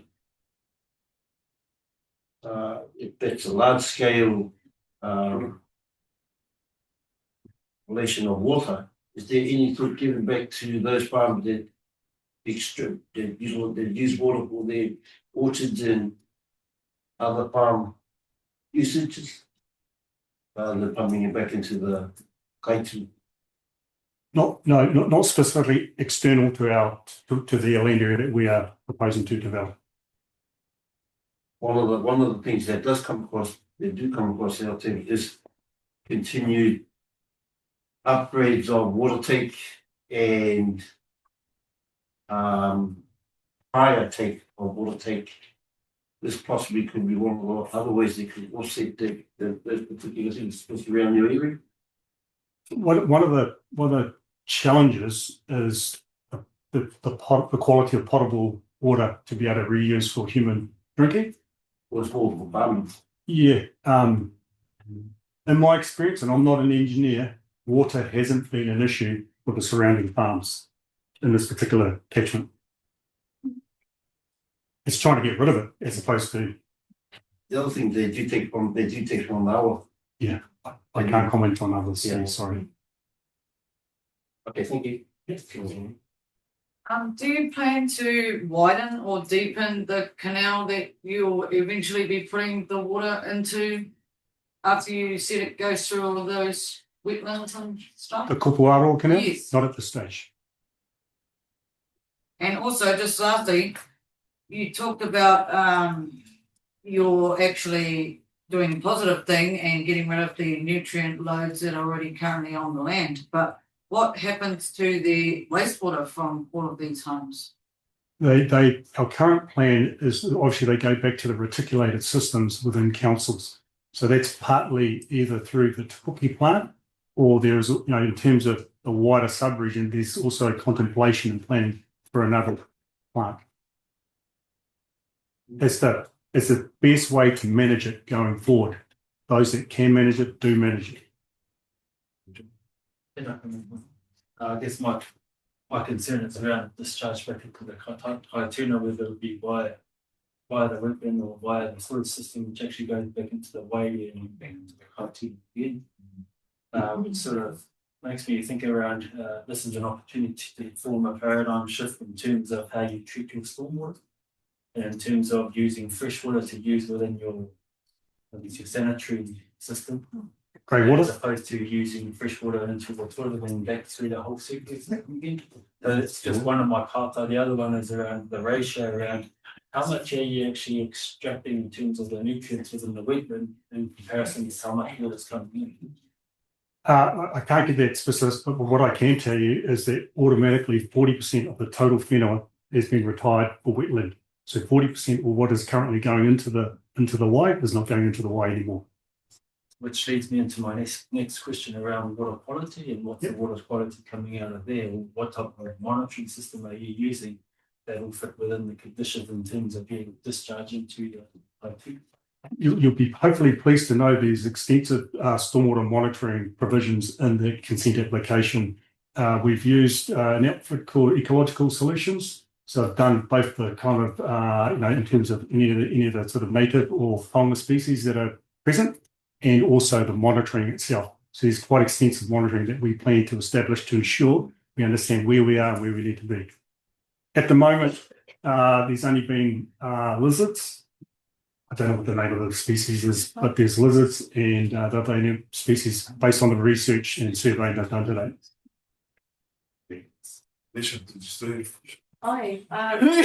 I'm just conscious that the TCC, but actually not just TCC, all of our wastewater systems within the Bay of Plenty are actually overloaded at the moment, and the infrastructure is not up to date.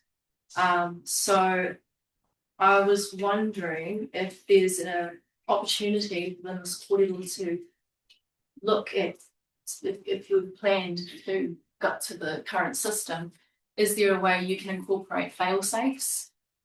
So, in case, because we all know wastewater discharges happen on accident. It's just the infrastructure we have.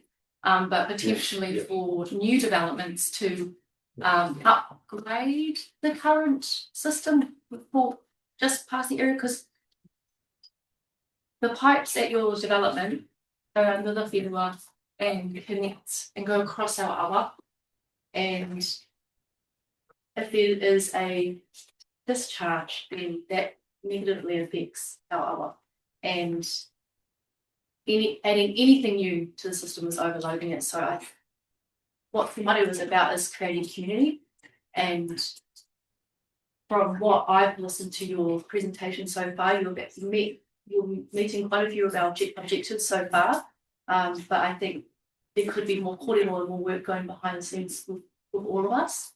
Yeah. Consultation doesn't stop once it's lodged. It's an ongoing exercise. We are typically not the entity that manages free waters, particularly wastewater and water. We will rely heavily on council collaboration through that process.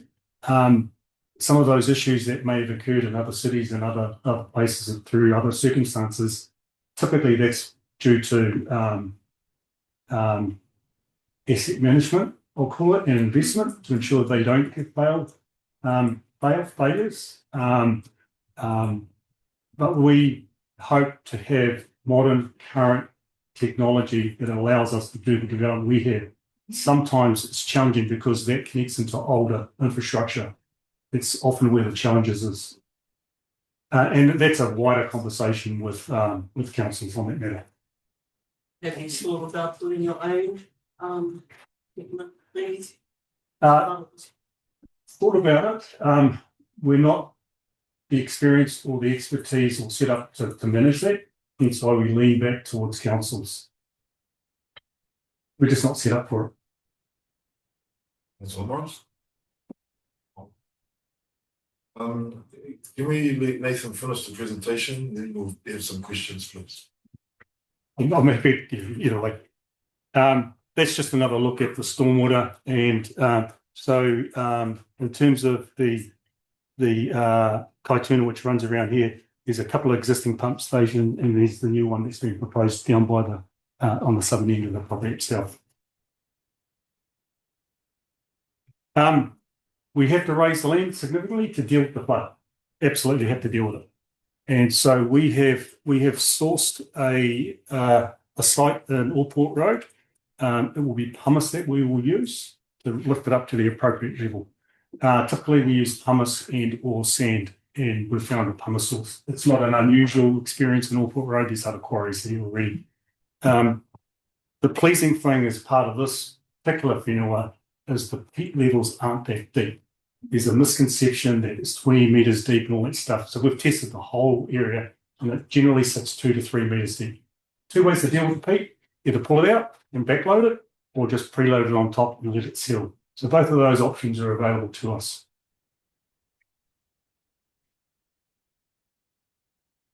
So 140 hectares of a total of 350, just using round numbers, is going to be used for these wetlands areas. If I've got my math right, it's 40-odd%. There is going to be extensive planting. There's the weed removal process, and these are the two particular areas: is the ecological management plans for identified species and the stormwater provisions and monitoring. So that's absolutely within the application itself.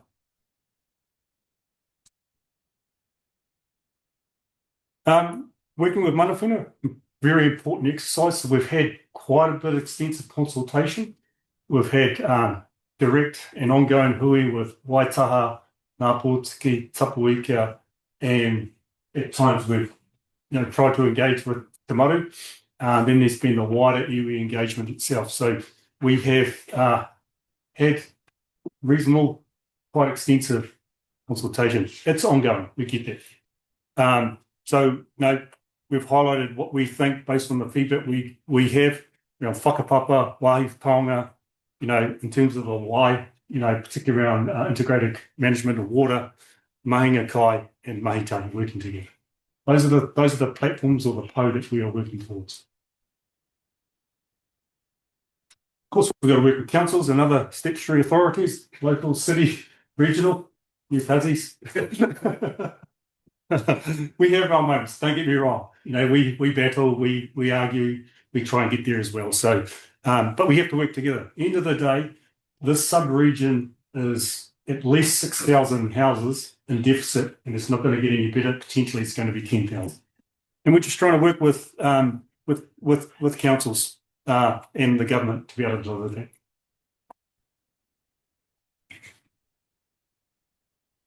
So we believe we can create a fantastic urban environment that helps address the housing issues within the sub-region. We think there's some immediate long-term benefit by changing the land use. We totally respect and understand the need to manage the flood and stormwater provisions. The wetland's going to be a huge community asset, we believe. It is a partnership approach. We have to grow with others. We can't do it on our own. And we think we can solve those housing issues. That's what it could look like. That's what we're hoping to look like. So we operate in Wairakei. This is the area. There's a three-dimensional picture. And if Kat was here, I could show her. Show her a nice picture. That's looking north towards the moana, and from the moana looking back towards the hills. Yeah. Thanks, Nathan. I've got a couple of questions. You're talking about building up the whenua to avoid flooding. At what height is it built up to? We believe so it's not a flat RL of one particular area because there is a slope towards it, but the area is basically an RL of 4. What does that mean? So Papamoa is an RL, the current Papamoa East is in an RL 5 and it slopes back, so we're at 4. And that sits above the standard requirement that we have to deliver to ensure flood protection. But it's not 4 in its totality, it goes up and down a little bit. Yeah. Okay. Who is Zariba? So Zariba, after some names. Yep, Dwayne Roper is the principal there. The Ropers are 3rd generation developers in this town, or in the sub-region. You mentioned hearing consultation. Yep. And from what I'm hearing, you're telling us extensively, with particularly, would they say the same? I can't answer on their behalf, but we've had conversations with the relevant representatives from those various iwis, particularly mana whenua, mana tamara. We have already agreed a CIA with Waitara, and we are working with Tapuika and Ngā Pōtiki to join them. Good. What can you tell me about the cultural significance of the site? In terms of just in my own general knowledge? Māori. Yeah. So my own history of the site is based on its pre-habitation of, farming. Obviously, the Kaituna has an area of source for food, and its degradation over time has been constant. And down at the Makatu end is an area of concern. People aren't able to pick pickies anymore. The extent of its inhabitation has been quite low because most people live close towards the coast, and it was traditionally swampland area. We've had archaeologists do their reporting. Ian Phillips has done that work, our mahi for us. Obviously, Te Rai with Papamoa is quite an important milestone as well in terms of how we want to orientate the site. Other than that, I'm not from this area.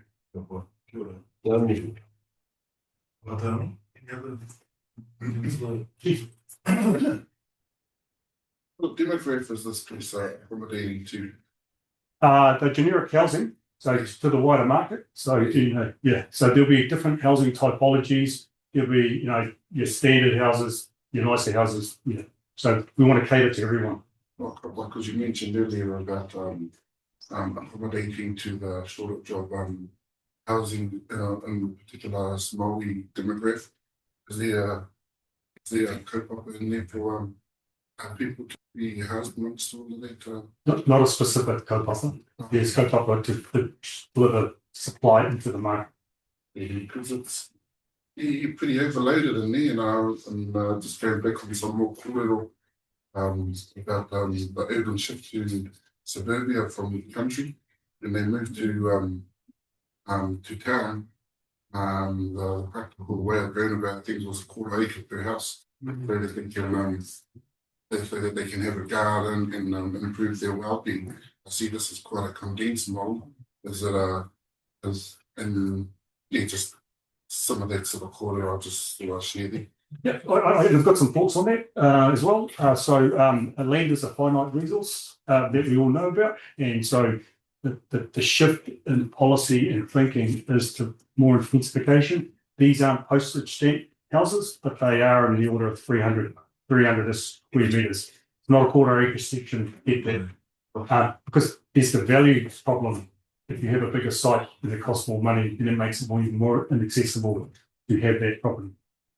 Right, and just to finish off with some of the values of Maru Kaituna, was always to uphold the Māori, and I see you've talked about the wetland, which is wonderful, and some of the processes in there.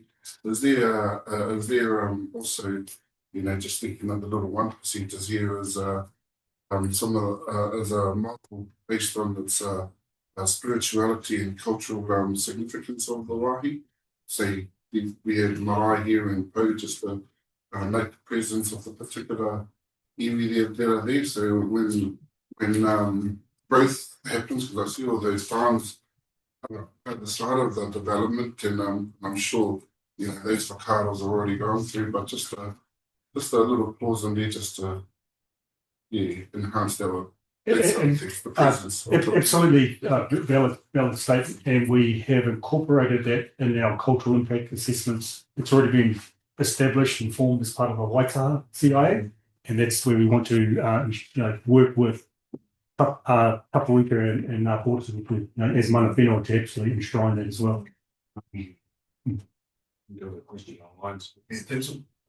Just a quick question.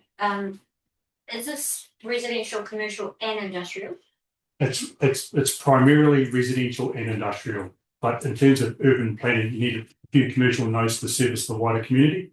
It's probably more that I totally appreciate we've had housing issues in Rotorua, and our EV housing providers actually being the ones who have helped, and I do want to acknowledge that Ngā Pōteki's Manawa development next door has been incredible.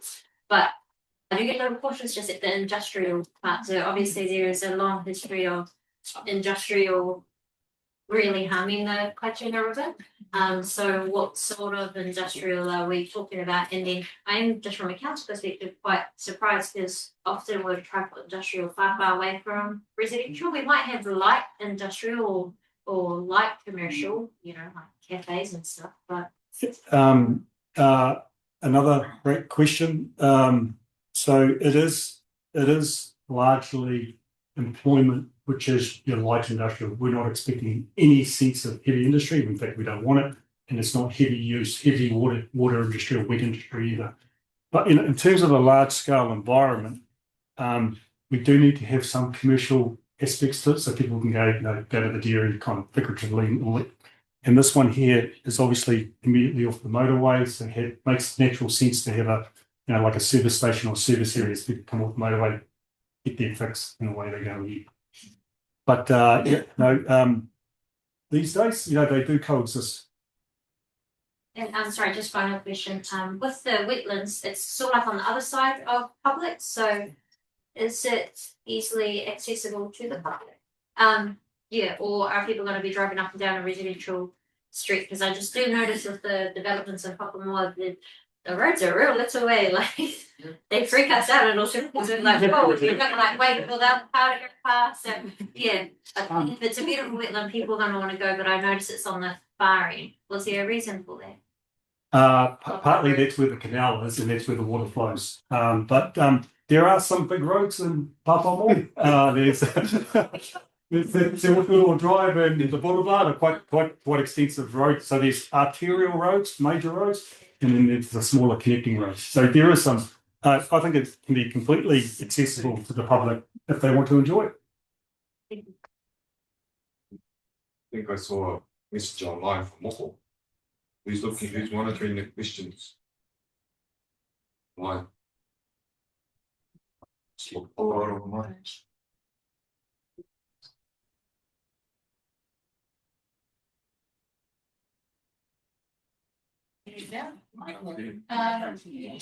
is tell us about procurement priorities for local Tangata Whenua and community contractors. So there is a ability for procurement for mana whenua to be participating, and our approach has been to obviously allow them to participate in the process.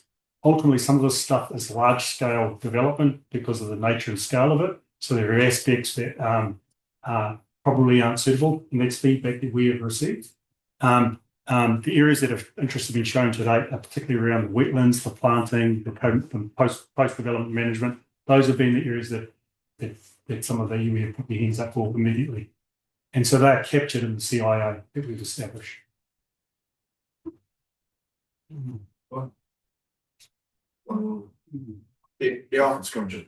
I had two questions. One was basically what prompted the change of footprint of your plan, move that on the southern side of Bell Road to move it west away from the river. It's a commercial discussion with the previous landowner, the current landowner, sorry. Yep. And you spoke of managing the stormwater on site. So guess in short, what gives you the confidence that you can manage it within the site when you look at the existing setup with the ponds that are supposed to keep the land further up at Maru, which we do very little to slow down the water flow. So what's the difference really? Well, we use experts that are qualified experts that have the ability, and we do counter, I reckon, the I reckon crowd, the historical crowd, but we've used expert engineers, we've had peer reviewing engineers, we're constant workshopping with regional council staff, and they're still reviewing it. So that gives me a wealth of confidence that what we deliver and specify will work. And if you have a look throughout New Zealand, humps, swales, and wetlands are a combination that is used extensively throughout New Zealand, both in the north and south. So you've got reference points both in Whika Maui and further south. So that's why we're confident we can deliver it. And the problem is, and it's a legacy thinking that I don't think we'll ever solve, because people have endured flooding, and that is a relevant issue historically and currently. But if you do nothing, you'll continually be confronted with that issue.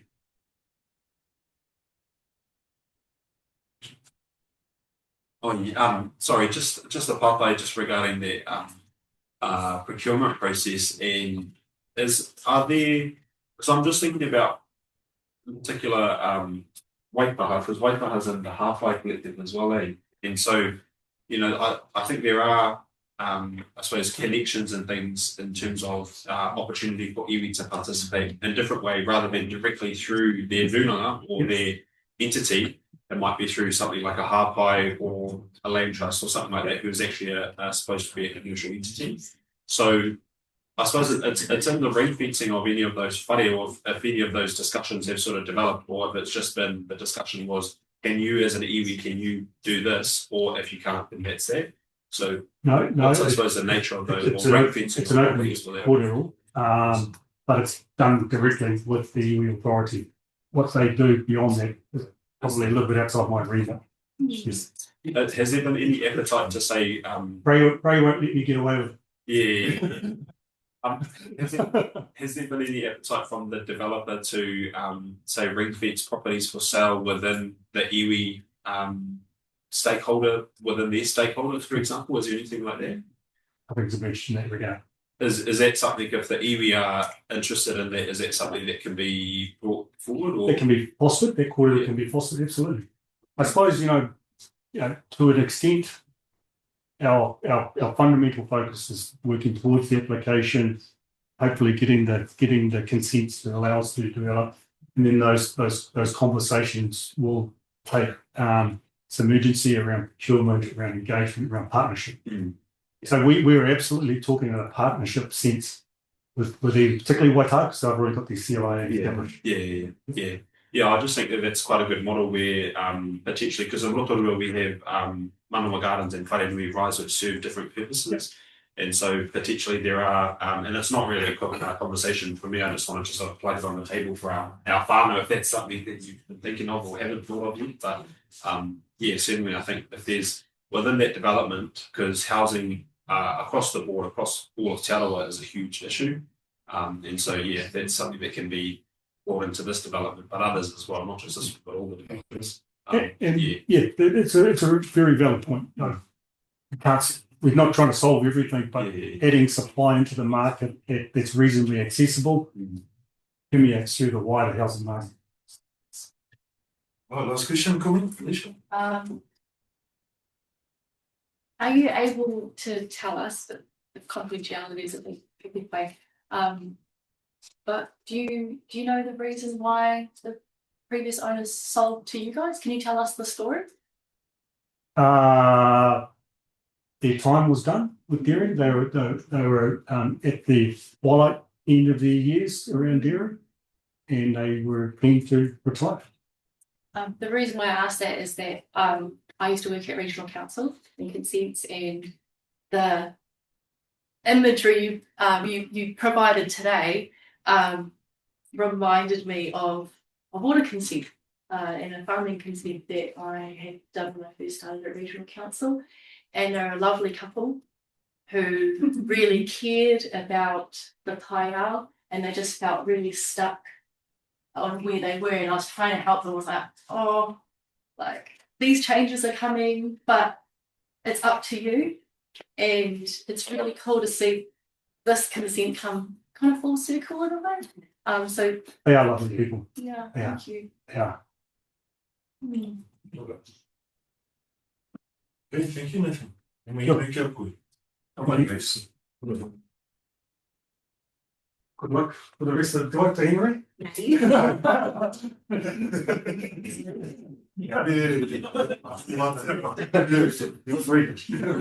And help with the clients.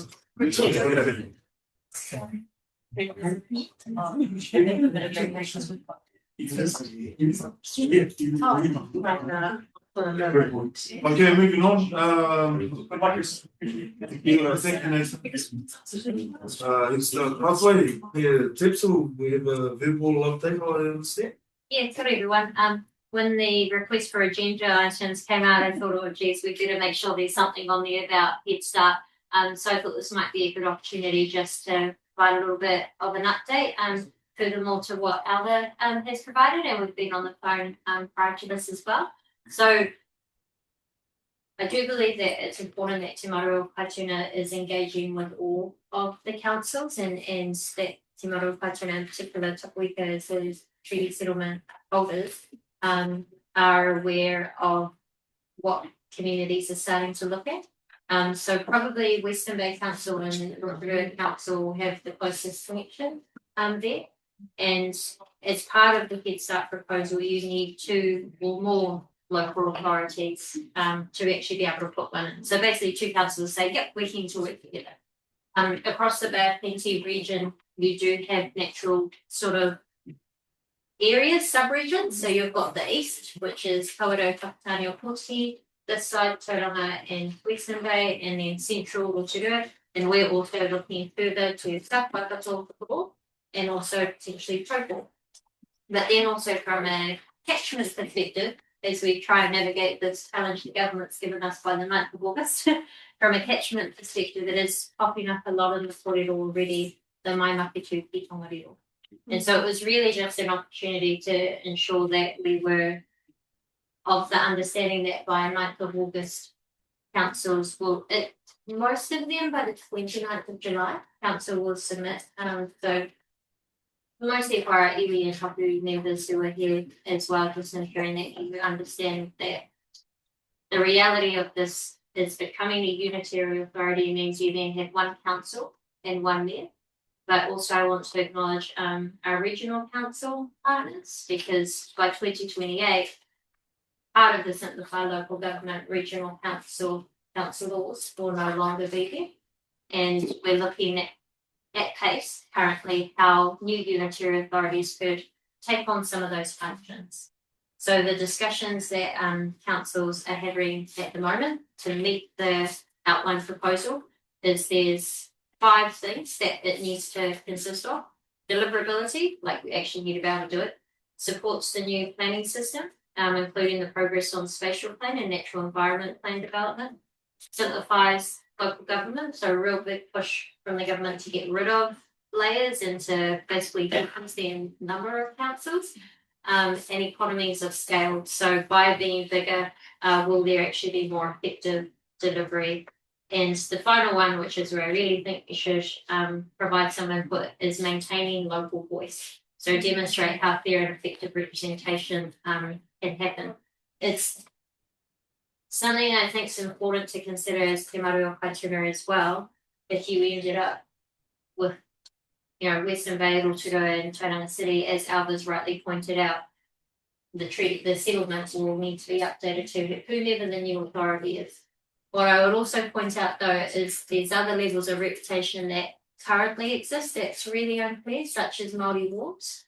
So I would also be considering from a local representation, not only are we ensuring that all areas have a fair say, including the rural communities and for us the lakes communities too, but from iwi hapu Māori perspective, how does that shift when some councils don't have Māori wards or are set to not have them very shortly. This is some of their last true, like in Taupo as an example. Unfortunately, their Māori wards were not supported, so they won't have them beyond 2028. So those are some of the key things to think of from a regional council perspective. What are those key functions that really matter to Te Maru o Kaituna, and how do you make sure that in the consultation that's currently happening at a very, very high level, so councils are just kind of saying, do you want to be part of it? What do you think?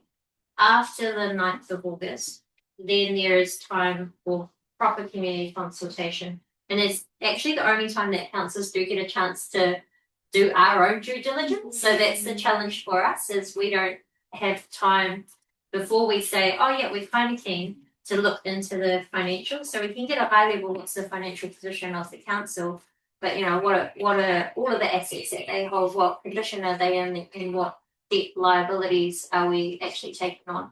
So although there's a 9th of August, also be reassured that it won't be until May the following year that Cabinet makes a final decision.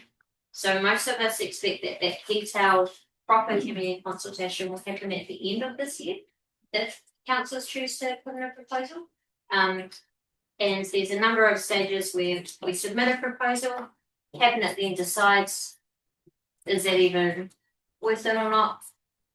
Basically, does it meet those 5 criteria? And then by May, it's, yeah. So through all that process, it could still be a, nope, we stay the same. And to be very honest, a lot of the feedback coming through, unsurprisingly, from our communities is they're not keen to go bigger. But the key risk that we have to factor in is the government's been clear, you're either Head Start or your backstop. So your Head Start, and that will be your unitary authority that your community votes on and is set up in 2028. That's pretty quick to do a massive transition. Or your backstop, and you maintain your current council, but from 2028 until the next 3-year election, you then have to start to transition into what will be some form of unitary. The key risk in the Bay of Plenty, which is why I think at a bit of reluctance our councils are even initiating this process, is the key risk is that without putting forward a proposal on how sub-regions could work and how catchments could work and where iwi boundaries are and how that might change our boundaries, we are at very real risk of becoming a Bay of Plenty regional unitary, which will be, I don't know, if you have 10 councils, I've got 10 councils in Australia, but if you have 10 councils across the Bay of Plenty, how are we really serving our people? So there's a function conversation. What are those key functions that are important at a local level? And then there's the form function. What does the unitary authority look like? Who's representing you? How do you ensure that your voice is still heard? And then for Te Maru o Kaituna, how are you ensuring that whomever then looks after from a political perspective and infrastructure perspective is also taking into account the obligations and the treaty settlement. So a little bit of an update. Kia ora, thank you. Thank you. Any questions or comments?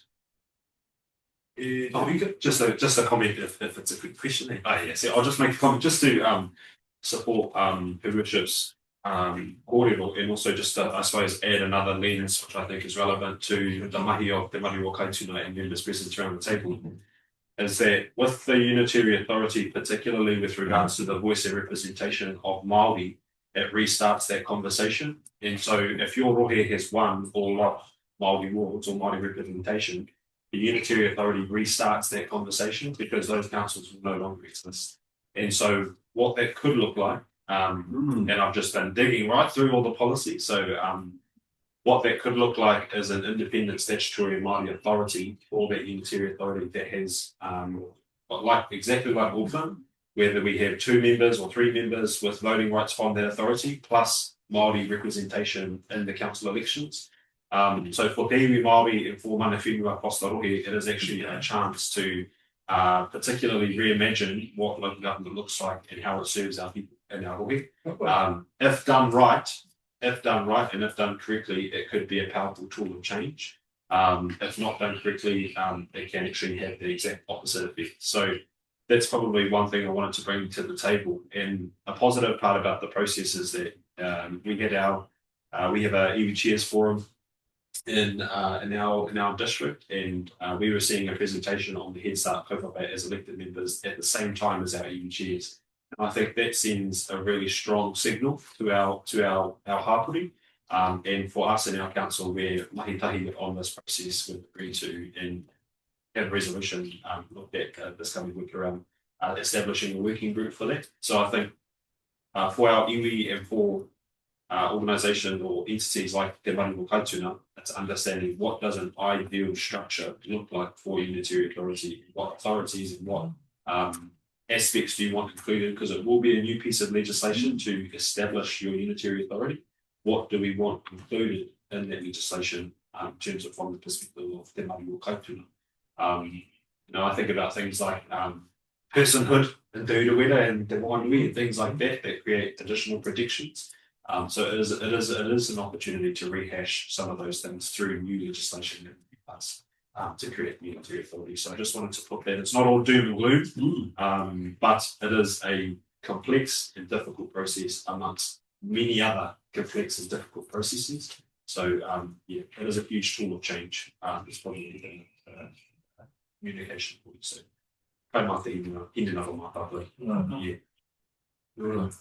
Any other questions or comments for? Oh, sorry. Yes. I'd just like to say, I think what Tetzel has said is pretty accurate assessment of the situation. And it's a very important discussion. I can't emphasise that enough for everybody to be involved in.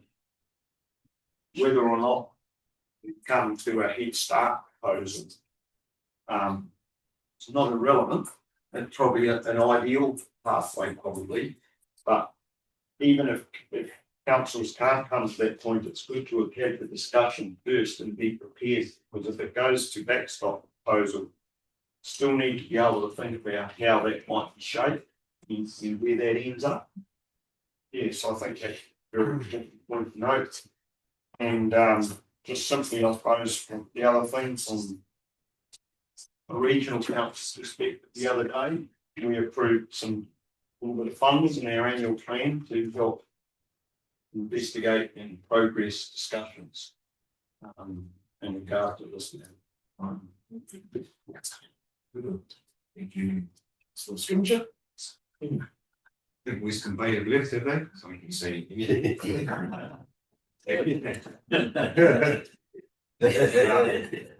Definitely take tautoko what Mayor Tapsell has put on the table. Look, there's got to be very suspicious of motives of a number of these things. Only on Tuesday, while we were voting on a mighty ward with a national councillor taking a video outside our buildings saying how great it was to remove voting rights in committees, because that legislation or that bill was being announced at the same time.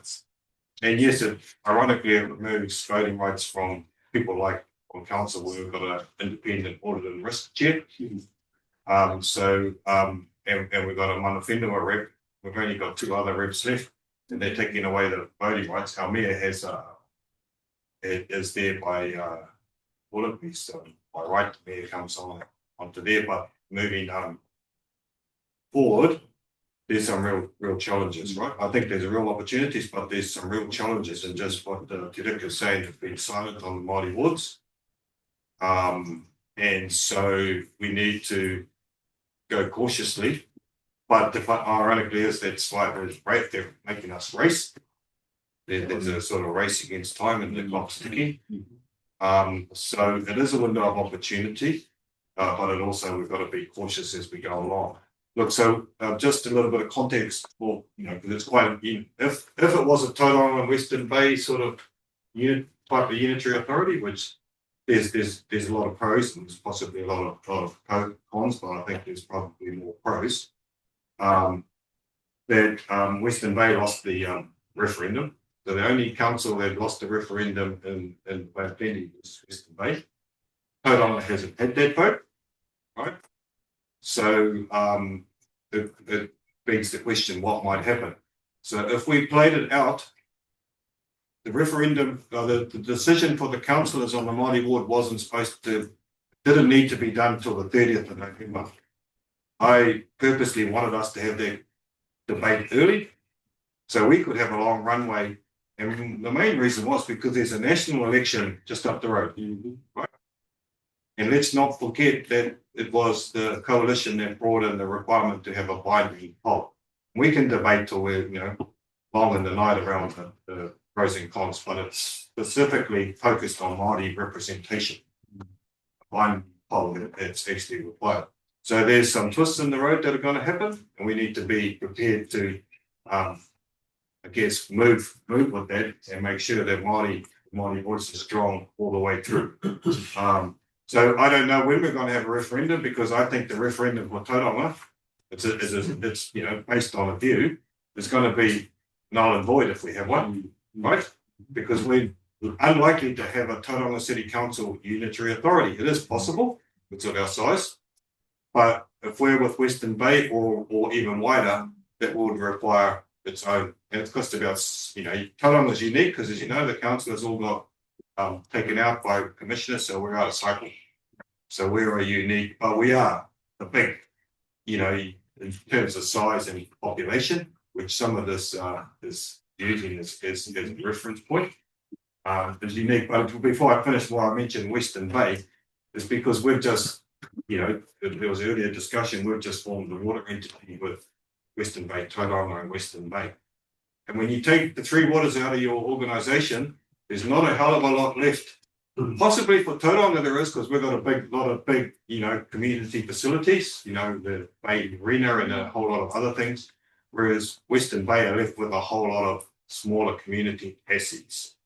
And then 3-4 weeks ago, we just signed a massive regional deal with Western Bay and regional council. So we're already naturally, and I think of places like Te Puna. A heap of our staff live in Te Puna and Tauranga. People think of Te Puna.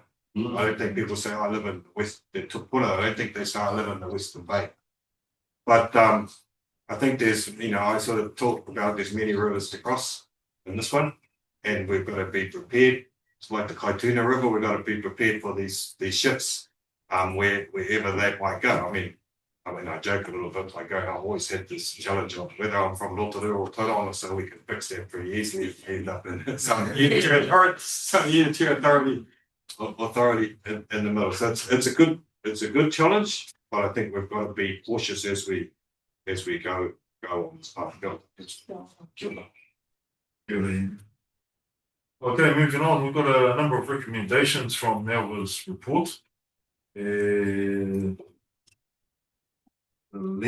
possibly 12 of them. What was raised before by your issue, we've tried to weave into one of the other ones as well. So, Carl's going to read them out for us. Read out all of them. I'll just read out the changes. So they're the ones that are in your resolution, in your agenda.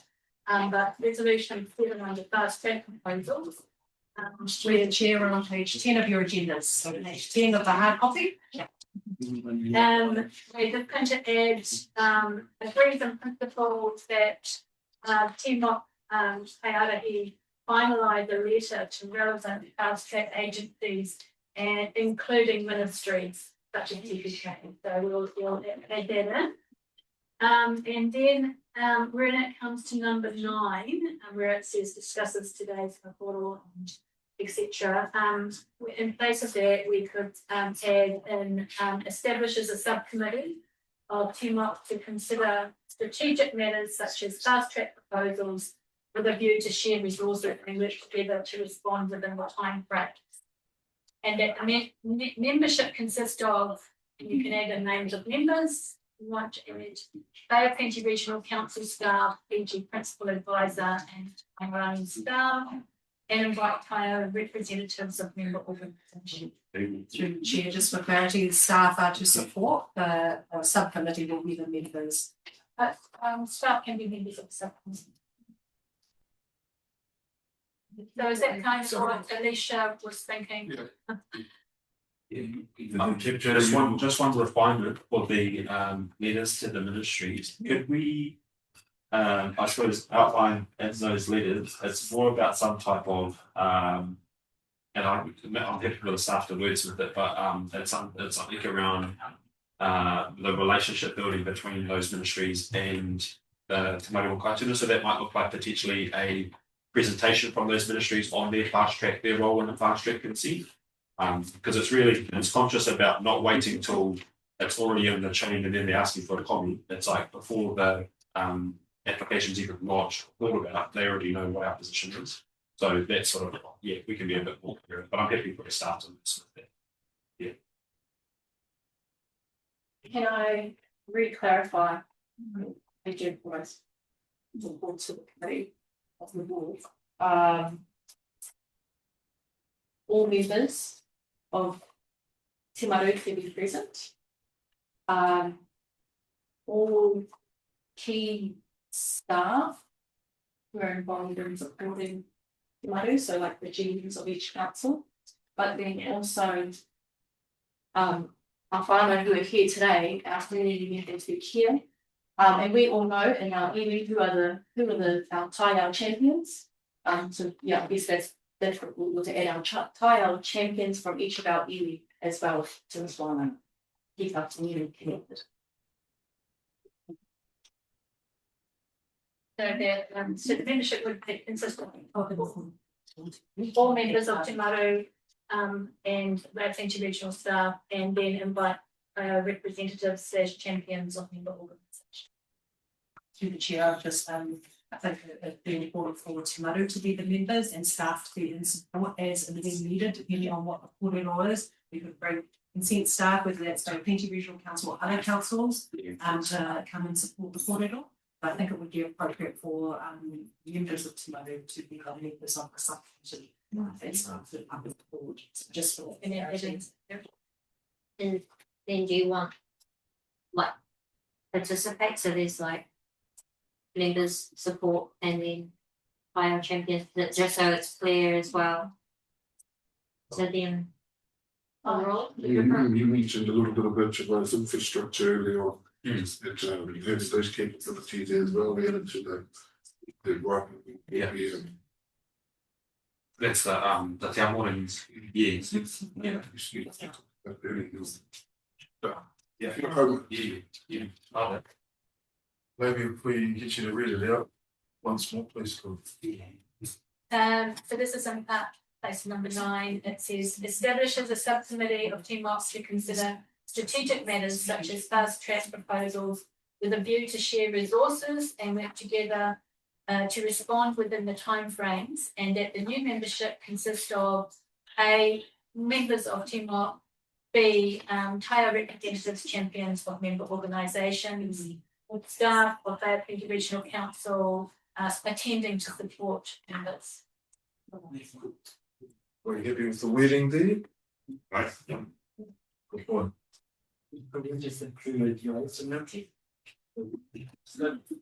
We've got some examples, principal advisor and Te Maru,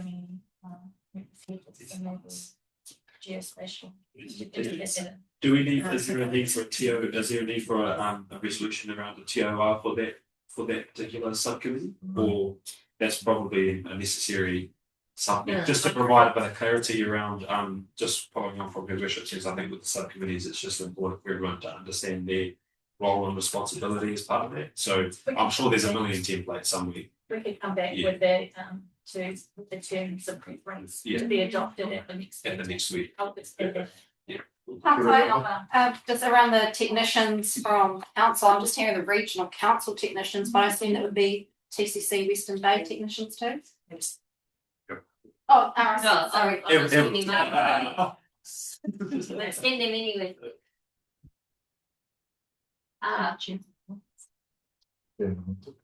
Through the chair, just for clarity as well as we develop those terms of reference for you, given the terms of reference for Te Maru, I would recommend or suggest that the Te Maru members are the voting members.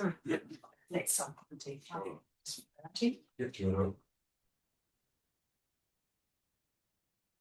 Just a question.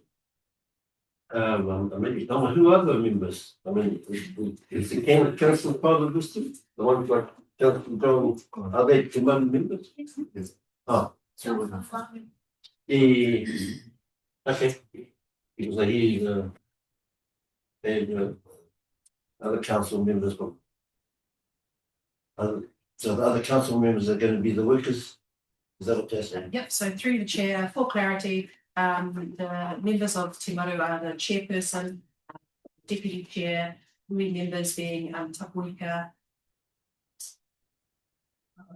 Doesn't say Ngāti Rangiwewe here, it's got a trust here, Te Pūtanga, and then the council members are Bay Plenty Regional Council, Waterloo Lakes Council, Eastern Bay Plenty District Council, Tauranga City Council, we've got Ngāti Pukawi as well.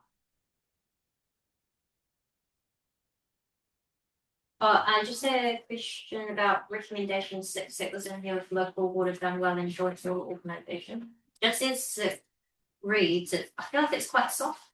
It says in the need for read all. Notes the establishment of the Tauranga City Council and Western Bay Plenty District Council joint water organisation under local water done well, and the need for future arrangements to recognise the Kaituna River framework where water services affect the Kaituna co-governance area. I just wondered if that word recognise, you could be like, oh yeah, I read it here and recognised it. Whether or not you wanted just a stronger word like shores or gives effect to, or through the chair, we can absolutely update that to gives effect to. I mean, through the Te Maru or Kaituna, and it's for the document its relationship with local councils and their LTPs. The wording is stronger. So, through the chair, To recognise and give effect to. Recognise and have the words and give it's the strongest. Yeah. Total. No vote? No. All of those. Yeah, so we're going to do them all at once, right? Yeah. The more you might could do. Can I just add one more thing? Another, this is my first week, so I was waiting for, I don't know how, but since we're here, might as well talk about it. With regards to the Kaituna Catchment Control Scheme Board, what's the relationship between that board and Maru Kaituna? Do they come and report here, or do they get updates, or what does that look like? They don't have a regular update, although our land management team works quite closely with the Rivers and Drainage team. So last week, back in March, our Rivers and Drainage and Engineering team came and presented, and you'll see in the minutes there they were requesting Te Maru delegates to go onto that river sustainability project. So there is quite a bit of alignment, but that actual control board don't kind of actively come, but you could ask them to review. So can we include, as part of that reach out with the agencies, can we include the Kaituna Catchment Control Scheme board on there? Because I would be interested to note from my first couple of weeks there whether or not the non-elected members actually know or are aware or cognizant of the authority of Te Maru Kaituna. So I think establishing that relationship and the responsibilities of Te Maru in relationship to Kaituna Control Scheme and vice versa as well, because I'm sure there are probably some that aren't too familiar with what they do and likewise the other way. So if that could be extended as well, just in the add-on. Resolution. So potentially could be a separate resolution. Yeah, it could be a separate, but potentially also linked, I think, as well, because I imagine they would have some type of insight into fast tracks with the developments that they're doing, or do they not? Do we not speak about that? Just think to clarify who should be in the room. In terms of language, change. Wasn't crouching. Yeah. Change to Kaitiaki guardians of the Kaituna. But you mentioned there's a lot of different groups that you're aware of who are doing really cool things in the area. So same, but just to open the door of it. So maybe just a separate resolution for the control scheme or Kaituna catchment control scheme, or just a letter of invitation of some description of along the same lines of what we do ministries for fast track, but probably a bit more broad, a bit more general.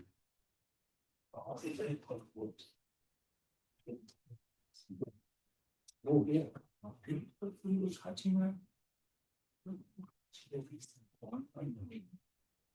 We're going to be maybe they us that the Kaituna River Catchment Scheme report on a regular basis to the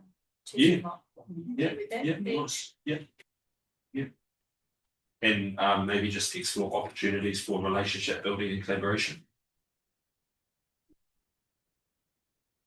Because I think if there's a good there's a link there for there's certainty if there's 100% there. We can request that they do it. Yeah. Regulars. We'll do some on that. Yeah. That's okay. You do that. You don't have to. Yeah. See. Right, need a mover and second.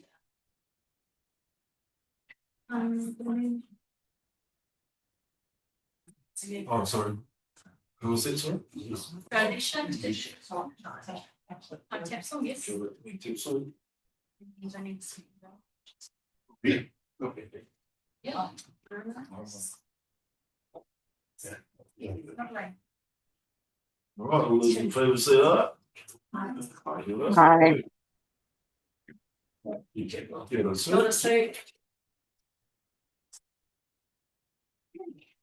Okay, moving on. Welcome, Joe. It's just through you, Chair, and we're really, really behind, so Yeah. if we just box off. It's on for this one. I'm gonna take my chair up, so yeah, a wee bit, well, this is the best place to sit. So, I've got my timer on, and this was always going to be a very big ask to get through this session in 40 minutes, and we're behind schedule.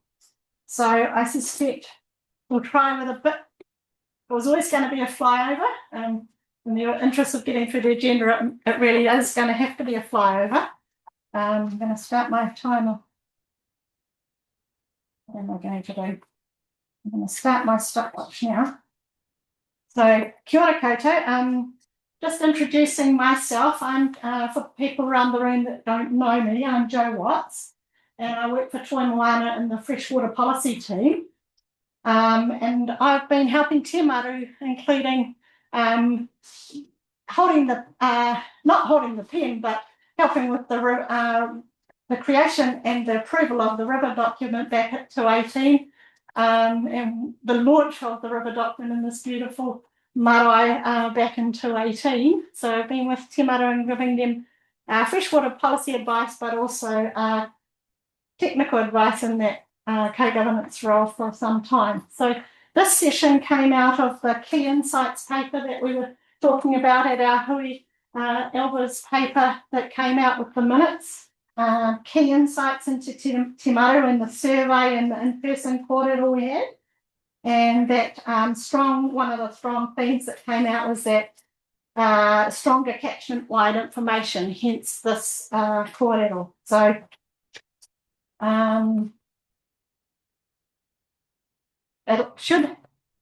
it's not going to provide all of the answers to some of the kōrero around the room, but it is trying to join those dots, that shared catchment-wide approach and joining the dots. And so I do have some help along the way. I have Paul Scholes as one of our scientists, and I also have Georgia Edwards. Yes, so John was keen on a GIS expert. We've brought her along, and I also have our retired mātauranga Gina Mohi here, so the cultural science expert. So yeah, I'm going to try and whip through this and leave the time for Paul and some kōrero and Gina and Georgia in terms of time for kōrero about how we connect the dots. So the structure of this is to use your river document and go from Hiutaki time down the catchment. So we have that limited time, and so breaking it down to connecting the dots, the health of the awa and estuary, which Paul will do, access to data and info, which Georgia and I will do, and the Te Tinia Tuna project on Stay the Awa, Gina there. So it is a blowover, heaps of opportunities to dive deeper into the detail. This is really just sharing the information that Council has and Te Maru have,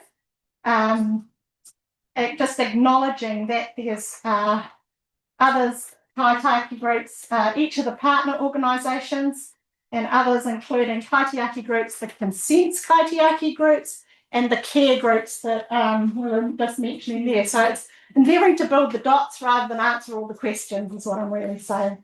So here we go. So why does this matter to Te Maru o Kaituna? Because the river document, the vision, everybody's on the same page. We're trying to make the Kaituna River and its tributaries, because it's the whole area, healthy state and protecting it for generations. We have Te Tinia Tuna, which is the Kaituna Action Plan, with a very strong po in this collecting good information there. So that's one of the key actions. So, and that's that strong thread coming through from your kaupapa last time. So we're going to start at the key uta. Just ignore, oh, that's not a very strong slide, but just acknowledging that the Lake Rotorua and Rotoiti catchments feed into the top of the Kaituna, but they have a governance all of their own. So they have the Rotorua Te Aroa Lake Strategy Group, where they have TALT and RLC and Regional Council, really strong legislation up there with the strength of the strategy. They've got the program, they've got strong rules and the regional plan. So this is by no means a comprehensive list, just a flyover. So the key consents up here are the wastewater treatment plant, comprehensive stormwater, municipal water takes. Now we have the Ohau Wea and its Kaitiaki group. And we also have the more operational Kaitiaki liaison group, which works on with the Ohau Wea, Oikere Gates and the wall. Now there's a lot in that package, and Te Maru worked from the gates down. So we try reasonably hard to leave this one with Te Aroa Lake Strategy Group. Which gates? Which gates you talking about? The Oikere Gates. No. We start the Te Maru. Oh yes, for Te Maru. I'm just meaning in terms of this slide. The gate's not the beginning. Yeah. Right. So then we're going further down to the water depths. This is the top of the Kaituna. There you go, Koba there. Oh, have I got a, oh, I was going to have a pointer if I could, but there's the start of the Te Maru Kaituna co-governance area from there down. So that's where the governance is Te Maru, and it's got the three councils. You've got the strength of the river document, the district plans, regional policy statement, and the regional plan, because as we mentioned before, the Kaituna River document is actually inserted into that regional policy statement. The only project we have in Te Tinia Tuna is this one here, which is the Gateway Project, which former member Nick Chater was the champion of. So that's the only one in the Rotorua part of the catchment. You can't really see there, but there's a line there which is the district council boundaries. So Rotorua goes to there, and Western Bay from north of that line. So the major, so the features are obviously the awesome whitewater in not only the Kaituna but also the Mangarewa. We mustn't forget the big Mangarewa running in, the tributaries all coming down. Right, so we've got the consents and the Kaitiaki groups up here. So we have the Ohau Wea one, now we've got the Kaituna Gates and its group, and again that operational group there. some of the members here are on those groups. We've also got the Tahiti geothermal consent that was done under the COVID legislation of the COVID fast track. And we've also got that Okiri Falls zip line, which Te Maru spent put a lot of support into making submissions on that. And again, that was not only a district council consent, but a DOC concession there. Right, how are we going for time? I better get cracking. So now we're down in the midsection. So all the way down to about the Mangarangi Road, there's not a whole heap going on in terms of consenting or pressures. But in this next bunch here is obviously where you're getting into the Te Puke Paengaroa Rangiora Business Park, a wee bit more happening in this space. Heaps of projects in your Te Tiniatuna. So all of these ones, plus the overarching ones that we haven't got on the list, like the State of the Hour report and the consenting, etc. So here's some photos straight out of the biennial report with some heaps of good work that you guys are doing in this space. Some of these ones are led by Te Maru and with Tapaweka producing the goods for. Some of these are Western Bay ones, again with the iwi involved. Other ones are more regional council focused and heaps of wetlands. This is of the Pātakakai and the focus catchments there that Tapaweka have been working on with private landowners. Where are we going now? So even more Te Tiniatuna projects here.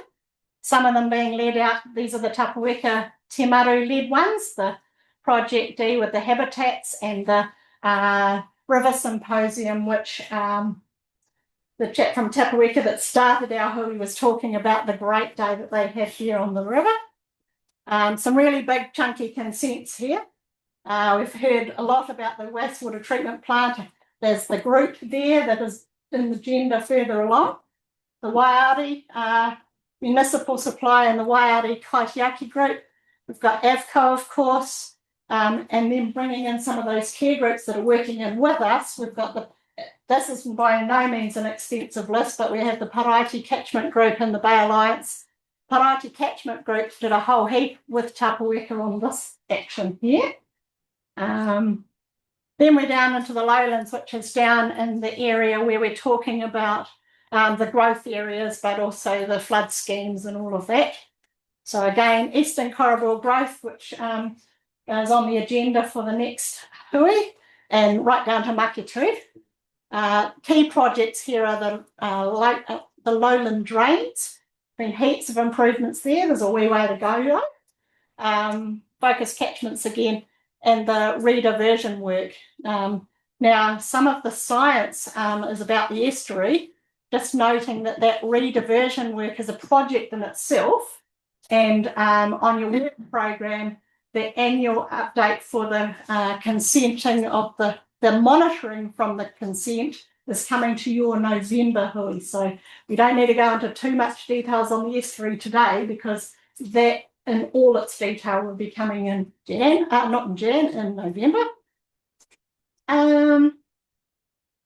Going further down, we've got our fast track proposals in this area. We're all aware of those. So there's the Waiariki one, Waiariki South one that's been lodged. Tara Road's on the list, but not moving at this stage, I don't think, no.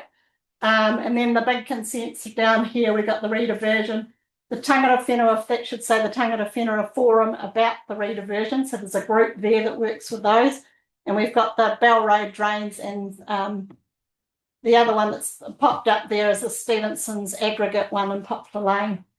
But heaps, so some of these are really significant. That was the 20 hectares of wetlands that when Tim DeMonchi was here, that we got that over the line, and then subsequently the work that's been working on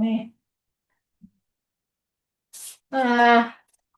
So there's the care groups. So there's the Makatu Ongporo Wetland Society and the Bay Alliance and the Coast Care, etc. There's the Western Bay project there with the wetlands in the Lawrence Oliver Park, and again the work that's been done down down here with the iwi involved. Now, this is my last slide, so I was just bringing this slide back to give you an update on where our groundwater quantity work. So we've brought this topic to Te Maru twice before, back in March last year and before that, and also there's been the Kaituna topic testing, which brought the groundwater information too. So this is just sharing with you that, just reminding you that those two updates, we've got that improved regional consistent groundwater info now, and it's being used, and we've updated the groundwater availability tool that's on our website. Oh, and that might remind you of the kōrero that we've had over the last year or so about the if you came across Glennis and his stick, that was a representation. Everyone's nodding. So that was a good representation of the way this was. The rainfall on the Kaituna is heaps. It's 2,118 millimetres a year, but the allocation we're talking about is 3 to 7%. So this is the little bit that we allow to be allocated under our regional plan. So heaps of water there. So just sharing with you that slide. Since then, we've got the new Newman groundwater monitoring report, which has backed up that work with that updated groundwater. And just a reminder there that we've also got the pre-RMA water takes going on that they're at the Kaituna topic testing hui, our consent staff, we came and talked about that, and they've been working closely with the consents, with the iwi taio. I've got a little bit of an update here on that, but that's essentially, oh, that's a really crappy slide. These little pink dots are the ones that are in that, they're the very old consents that are needing to be reviewed. So they're all down the bottom. There's none up, right up back from Aokere down to here. And there's reasonably small numbers there. Data I got here from our consents team was that there's, in the groundwater space, there's 25 applications and 11 lodge. And so in the surface water, we've got 12 applications and 7 lodge. So very shortly, the people that are working on those will be coming to the Taio hubs around July to start the conversation about the consultation. Anyone that hasn't applied by 1st of October will be being passed on to compliance. So there's a window there for applicants in this area to get lodging, to go through to the Taio hubs with that consulting. They're trying to batch them so that it makes sense for the Taio hubs. Yeah. So that's pass you over here to Paul to give us a whiz over the health of the awa and the estuary. Let's go. You're going to want the seat? I'll gesticulate. I'll get out of the way. Don't trip over my stuff. Tēnā koutou katoa, Paul te kanoa. Joe introduced me as one of the science team. So I'll just get a quick overview of water quality and some of the estuary health as we see it, and where you can find that information and where you can dig into it. And in our geospatial analysis, we'll show how some of that's been put together. This first slide is, it's actually a bit of a snapshot through the geology from Aokere to the coast, going from our what we call our Tauranga group sediments down to our Rotowiri pyroclastics into the Mamaku ignimbrites and some of the deeper pyroclastics under there. But it shows you that sort of steep gradient. And for our main stem Kaituna river monitoring sites, we start off up at Aokere, Kaituna outlet, our channel, and down to Mangarangi, Te Matai and to Titumu. So keep those sites in mind as we we explore a bit of the Kaituna water quality.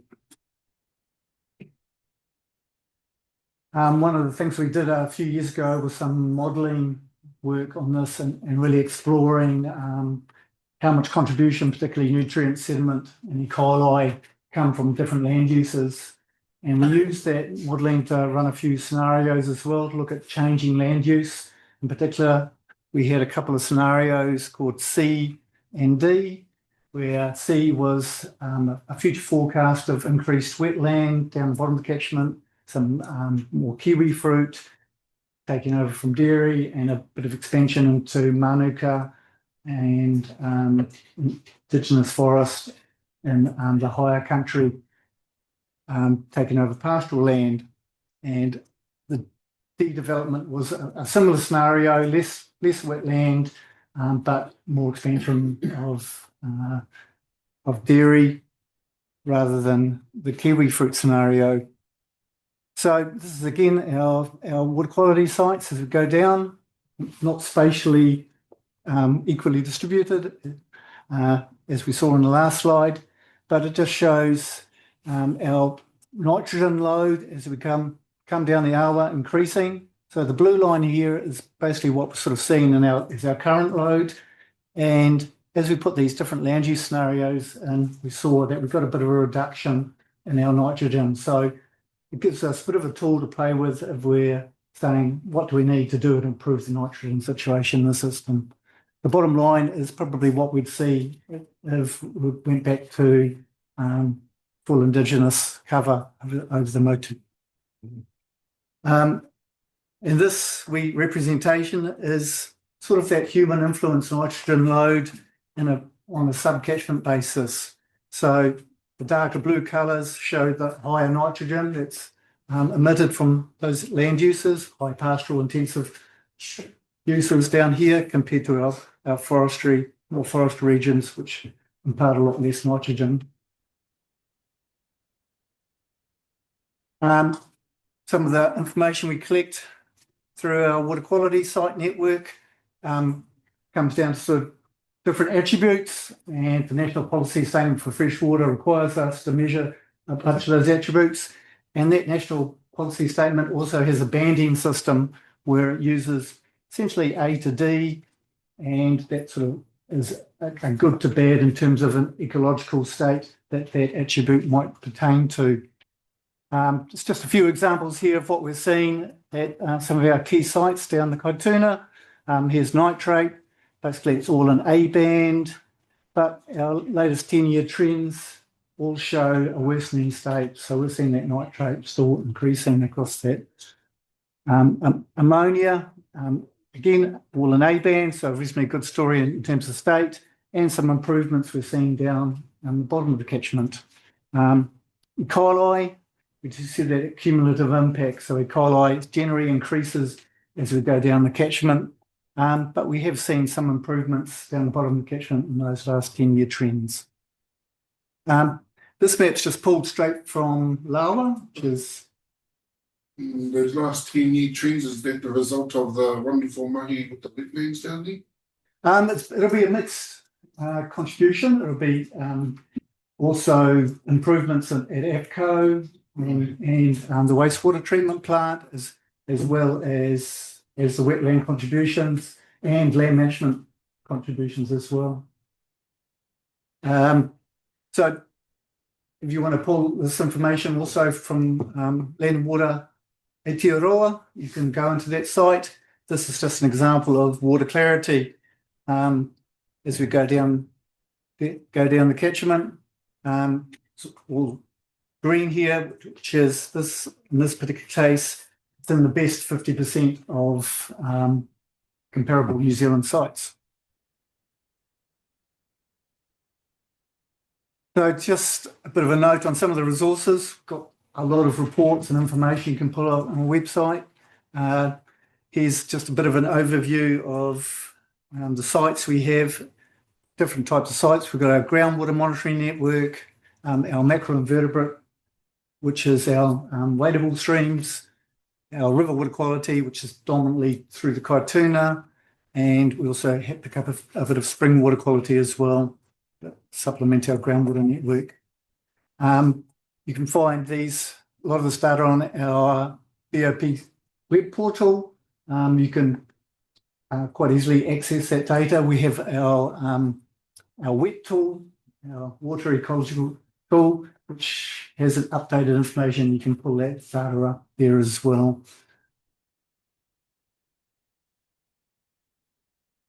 So some of the issues we're seeing from that data, you'll probably be more than well aware of. One of the larger issues is that low land water quality, that drainage network, highly degraded systems, adding to particularly the estuarine environment. Our E. coli levels, often we see particularly in storm flow conditions, that our waters aren't particularly great for swimming, and that has an impact, flow-on impact to the kaimoana in the estuary as well. One of the reports we did is pulling together some of the modelling and information we had, and we looked at sort of our what call our big four contaminants: nitrogen, phosphorus, sediment, and E. coli, and looked at, well, what do we need in terms of load reductions to improve? And this is particularly, it's not so much for the hour itself, it's really for the estuarine environment, which is that lower receiving sensitive environment. Basically, we're seeing that we need some fairly large, significant change to make some impacts, and it's sort of greater than 30% reduction in some of the loads of these contaminants to make an improvement in the estuary. So just moving on to the health of the estuary. This is a comparison on this graph of nitrogen state across the Bay of Plenty estuaries. I've got our nitrogen concentrations here. It's at Makatu, our boat ramp site. We're seeing it's one of the higher nitrogen values in comparison, Waihi estuary being the next highest. So not a great news story in terms of that nitrogen concentration, and it leaves it to a high risk in terms of algal growth. Some of the sediment monitoring we're doing. So we have a range of sediment plates. So if you're out there trying to collect your kaimoana and you hit something hard on there, please leave it alone. We want to come back and keep that research going. So these sediment plates are used to measure the accumulation of sediment, and also the particle size distribution of the sediment gives us an idea of the sand and mud fractions that changing over time. So we're still seeing reasonably poor, a lot of mud fractions in the high estuary, although we have seen a lot of improvement since the wall, since the diversion, increased diversion came through. And we are seeing some areas of improvement as well.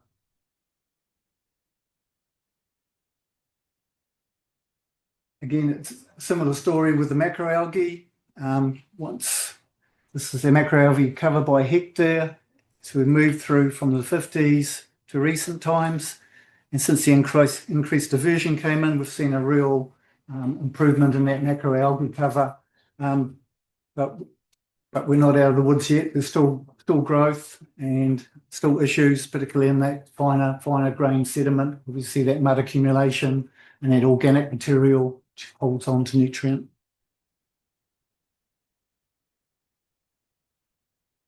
In terms of our bivalve populations,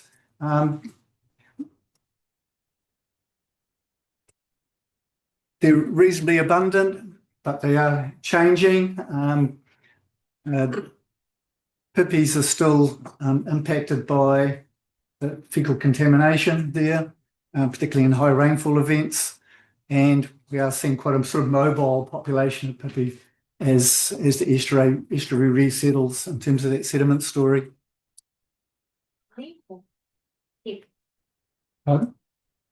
From farms or The sediment sources. the fecal contaminants? Oh, the fecal contaminant. Yeah, it'll be cumulative.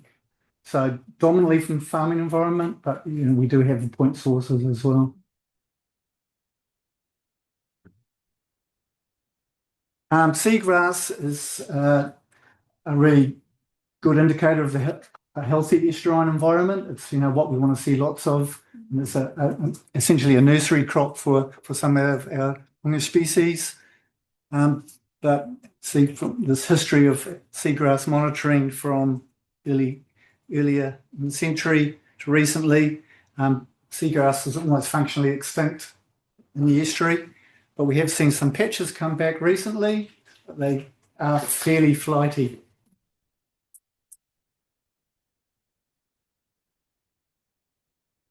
This is a photo of elver migration. I think it was from Councillor Flavel. Chief levels, John, yeah. And so I guess that's something for this group to help out on is how operation of the gates and the cultural indicators might help in timing of how to better run when the elver migrations are occurring. Yes, in response to former Chair Flavel's picture here, we had the gates released like that, but yeah, if we can get that timing and the alignment of it closer, they can make the gates do what's needed. If we can kind of get that run on some of the market. Yeah, set the gates to a certain level and make it easier for access. Well, you already looked at the level of information we've been giving it to the last 20 years. The fact is that whoever controls the gates actually makes the final decision. We do have a consent. Sitting with to have a release next month. I think it's been standing for 2 years now. I think 2 or 3 years. We can open the gate in a period of time. I think it's around about July, June. It's just that hasn't activated yet. We've been talking about it back home around activating that consent. But in terms of the cultural information, and it's already sitting with the council. It's been there for a long time in terms of. I think it's been deemed as very challenging for the science and the academic because it means turning that part of Auckland back to the original goals. Really hear you strongly with the Auckland gates. But this one is the elvers that are behind the Kaituna gates down in Maketu. Yeah. But yes, All right. Yeah. How do we engage the local champions with the knowledge of this particular situation? Yeah, if you bring them through. Because there's Henry down there who's the tuna man. He'll be a good point of resource for when the tuna goes and comes from, and so it's just making him take that board and get so make that contact. Makaranga Māori run it all, and he knows they come and get. I've got a comment too. How long have those gates been functional? Since 2020. Yeah. Yeah, so that was the day of the opening of the gates there on the top with the waka. Yeah. Yeah. So I find it a bit funny that they haven't been operating like that since they were made function. Well, they have tuned them based on the mātauranga that they've had. Oh, okay. So it is definitely on their kaupapa, but it's just that fine tuning. If we can get improvements to be made. Yeah. And this is sort of another one of the improvements. About scientists who just retired, Stephen Parks, really noted that if we can operate the gates that in strong storm flow and sediment's really strong, you can close it out from the estuary, then you prevent a lot of that sediment. So that was, this kaupapa to try and reduce that annual sediment load to the estuary by managing those storm flow events. Yeah.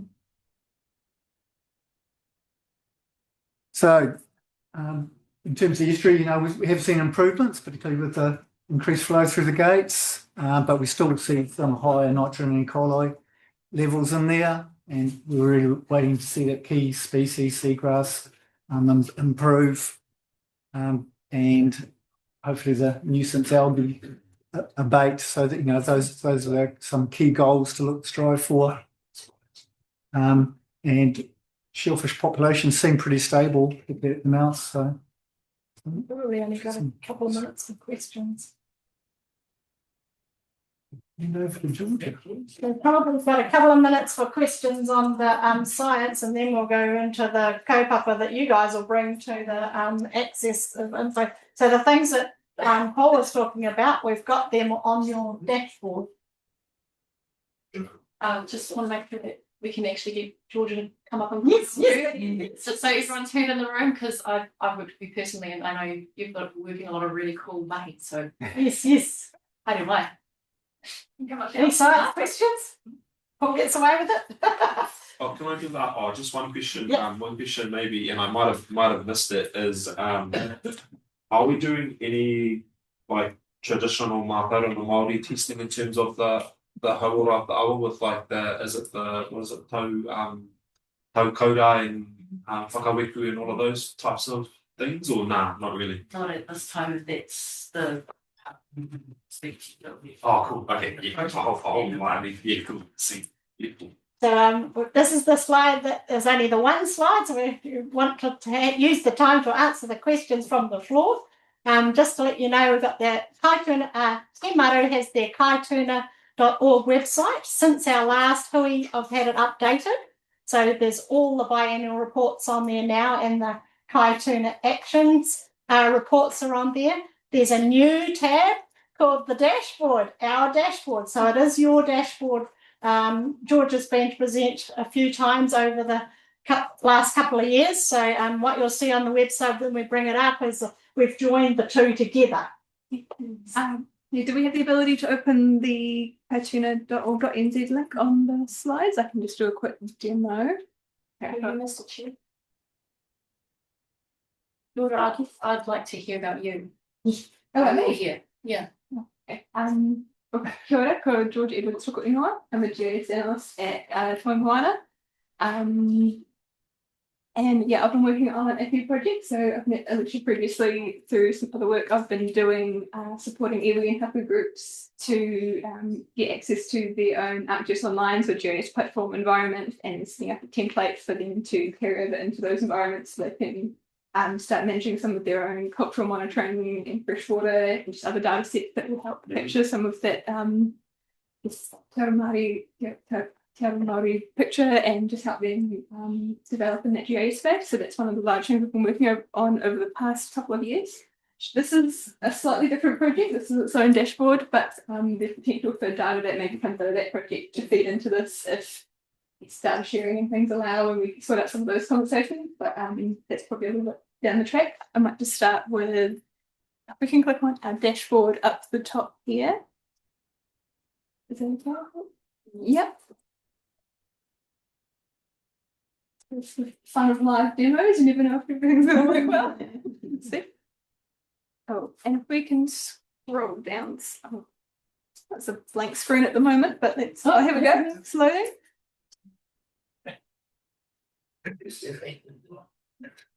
Oh, no, sorry, just up a little further. Yeah, about there. We can see most of it. We'll start with this. And only one thing's not loading for me today. I was working yesterday. It will hopefully load. Kaituna.org.nz, isn't it? Yes. Yes. Yeah. So I set up this dashboard using a lot of publicly available data already through Bay of Plenty Regional Council and some from Western Bay District Council as well. I've made a few, so if you zoom in on the graph, it will filter the indicators on the side. Oh, here we go. So that you can get an idea of the land use within the extent on the map, consents that are within that extent, and total wetland area as well. So you can look at the catchment as a whole, or you can zoom into a specific site if that's more your area of focus. So if you scroll slightly up there, there is a flatten, just the one that looks like 3 squares on top of each other, which is the layer list, which will allow you to turn. I turned a lot of things off by default because there's a lot of data in there, like a crazy mess if everything was on all at the same time. If we it's probably best if you have a look in your own time if you're interested, to have a look through those layers, see what's relevant to you, if there's information that you find interesting, stuff that you don't think is so relevant. I'm happy to take feedback on any and all aspects of this dashboard and make it fit your purposes. I've obviously had quite a focus with the Kaituna Regional Council's data because that's what I know and have the most access to, but I really want to make it a useful resource for all of you and make sure it's at the right level for a governance group, as well as making sure that the main graphs and things that are on by default is actually what you need to see when you first get in there. So really open to feedback. I don't see this as me saying, here's your finished dashboard on your website. This is the end. This is the beginning of a quickly and longer one to make this really work for you. So yeah, this is me saying, please go and have a look. Let me know your thoughts. I'd also just like to raise what Alicia brought up earlier with SIPs. I can collect some of that data as well. There are options there around. Maybe we could set up a survey or something that could allow you to capture some points of interest if that was something you'd like to see and to contribute data to your own dashboard. There are options there as well. So yeah, this is a starting point. Happy to redesign a little bit if I really need to. Probably not. Hopefully I've done something right. Yeah, and really that's all, just to let you know what's up on the website. Please let me know how it can better help you. We will consider it. So there's some questions back on that slide. I don't really want to focus on those, but we just move on to the most important person here is Gina, and prioritising the getting of the marketing layer and that joining up the conversation with the dots. We'll do one question now and we'll carry on, please. Just one question on the GIS.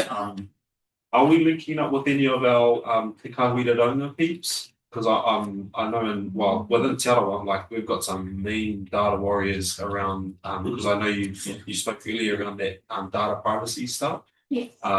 Like there are, experts right there that are keen to sort of support in that space. Are we linking with them with any of this data sharing honey with iwi and our stakeholders in Littlehead? I don't know about that group specifically. I guess at the moment most of the projects have been coming from area the groups who are interested in coming to us and like GIS and we're supporting them in that, but you need to reach out or have further conversations there, happy to look into it.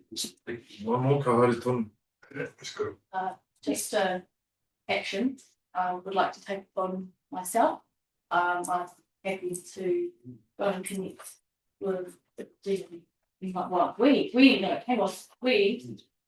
to invite we need to invite them to the side of our committee because they're the experts along Georgia and many other people in technology and stuff. What's the name again? Sorry, Te Kahuira. Te Kahuira Rauma, and so that's the multi-data sovereignty arm of the National iwi Chairs Forum. And so nationally and regionally, they're sort of that's like Kiri Kowhai, and that's their lock-up that they rose. So I think it's a good highlight with this particular data sharing, especially that data sharing stuff. It's critical. Yes. Yeah. Yeah. Thank you.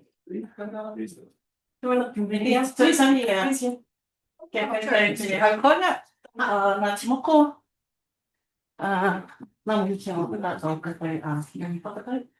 Kia koe te he mana o ngā mahi te kaikarakia mo te atamei, mo te tane. O tira kia koutou katoa, nā mema o te puari nei, tēnā rā katoa. Koe te teo nā kaimahi o Toimona, takuturanga mahi ko te putaia o Mātauranga, ko Gina, mohi kōkuru. Gina, a member of the science team. So I've come today. I think it should just go. So that's just like that, building on the evidence and we're done, cracking it. Is it on the The other one. Yeah. Get out of that. Don't know. Oh, we have right. stuck on the lips. You need slides? You need slides, Chief? There. So I've come today to speak about Project 16. So that's one of the projects in the Kaituna Action Plan, Kaituna State of the Awa reporting. In terms of the overall, this is one of the projects that came out of from primarily the iwi representatives. Alva, if you've got any sort of whakaaro or anything to add around how this came about, but in terms of that, this is from my take on this project, it could be seen as the measurement engine of everything that happens in this plan. So it's all about continuous gathering of and reporting of data across the whole action plan, and to feed and advise the government's co-governance board. So it supports you to know that the actions within this plan are making a real tangible difference in terms of the well-being and maybe of the awa. And so it's what they call an integrated monitoring program, or that's the key, the goal is to develop a integrated monitoring program. So that involves the City Council, TCC, WBOP, ourselves as the koimana, and to look at not just what everybody's monitoring, but also to consider one of the key points in that is to incorporate mātauranga monitoring into that program. So that could be, as you saw, what Paul showed, some of those sites on the river. It might be determined by through wānanga and through workshop that actually there's a few other sites that the board would like to see monitored, and specifically having some sort of Māori or the development of a mātauranga framework and Māori monitoring carried out across those sites. Key to that is the development of some of the cultural indicators. So as you've talked about, there's plenty of mātauranga has already been gathered over the years and sits in council. You're right, there's so much in council. I think it's good that you talked about the data sovereignty. That is definitely something within He Koro and Mātauranga, it's one of our cultural frameworks in council that talks about data sovereignty when tangata whenua provide information, say CIAs or other cultural value reports to council. How are they managed and stored and kept, and who has access to them? They're given for a specific purpose, so it's kind of inappropriate if staff decided, I'm going to mine this information to support this other kaupapa that it wasn't good. So it's really important that that those conversations are had.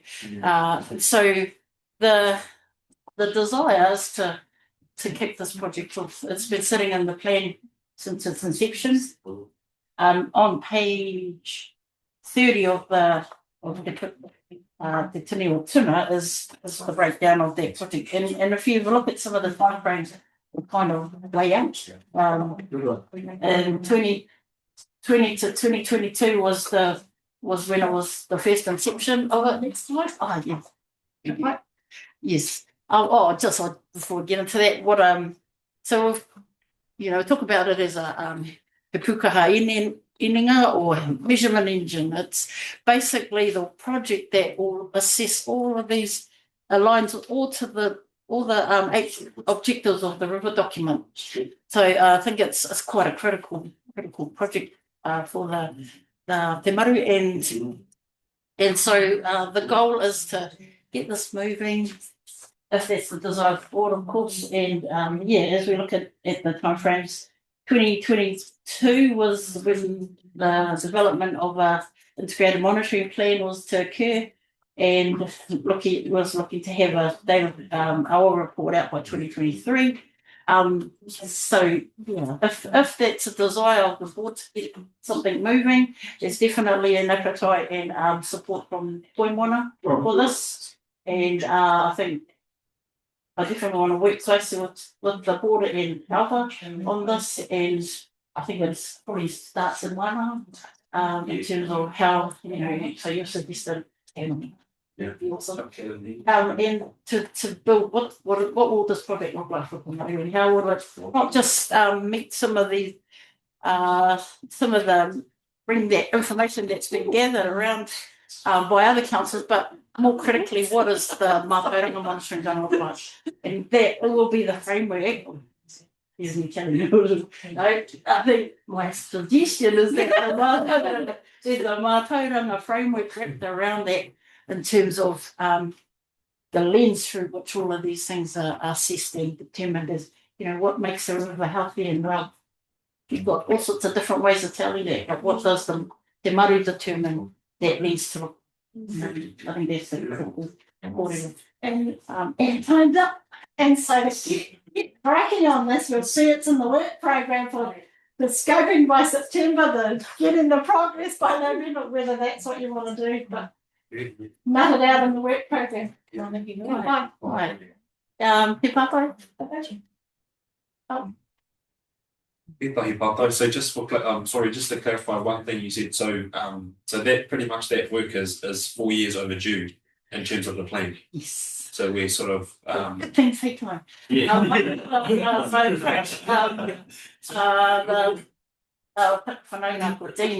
while ago, and at that time, Tapuka was smack in the middle of doing the Pātaka Kai project, and so again, it was about where everybody at in terms of the the capacity, capability, and things like that. And it made sense to wait for that project to be finished. I felt it would definitely feed into a kick-start into that wider Mātauranga discussion. just a I was just going to say, just to follow on from that, Papai, do you feel the regional council? Do you feel regional council just mindful of you? Was it September the scoping starts? Just thinking of those timeframes and their alignment with the other bodies of work in terms of reform and stuff that's happening. Do you think we have capacity to actually deliver on that through that timeframe? There's definitely a strong appetite. Yeah. And Namati, you might do you want to comment on any of that in terms of through the chair, it's really going to depend on Te Maru Kaituna's priorities. We absolutely understand there's a lot going on at the moment needing to respond to a little bit of reform. So there is a lot of stuff in the immediate. However, this stuff is important long term, and it has been postponed for many years as well. Yeah. So if there is the possibility to be able to do both, that's fantastic. There is funding to help support Te Maru in this mahi, so that's not a problem. So it's just, I guess, like, from the partners, is there capacity to do both or not? And it's fine either way. Is that funding, is that funding from regional council, or is that funding part of delivering the tricycle? Yeah. So through the chair, there is funding from Bay of Plenty Regional Council that is available to help support in that, separate from Te Maru's own funding. Question, Gina. What do we actually know the health of the river after pool? What? The actual health of a river from Okiri to Mageti. Hey, Paul, you spoke about the state of the rivers report coming in. That's about to come in. So I gave you a bunch of different parameters showing different things. Of course, Gina's just talked about looking at this through a Mātauranga lens. What does that look like? And how we as group determine what that might be. And we have a whole lot of science to help do that, and there might be cultural indicators that are overlapped, and that might help build that framework. So I guess the question as to health is always, what's your perspective on that? But I can say generally it's pretty stable and reasonably good. Down the bottom, it's more degraded, obviously, because of cumulative effects. And there's a bottom, meaning which part of the river? Cumulative effect. I hear the word cumulative effects because of the long river. The long river, and there's just more coming in all the time.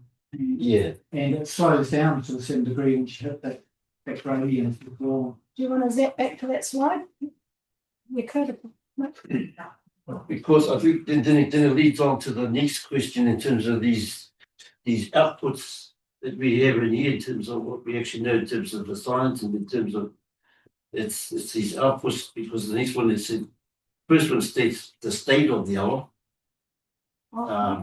Next one is around having a report and feasibility studies be done, which leads us up to 2028.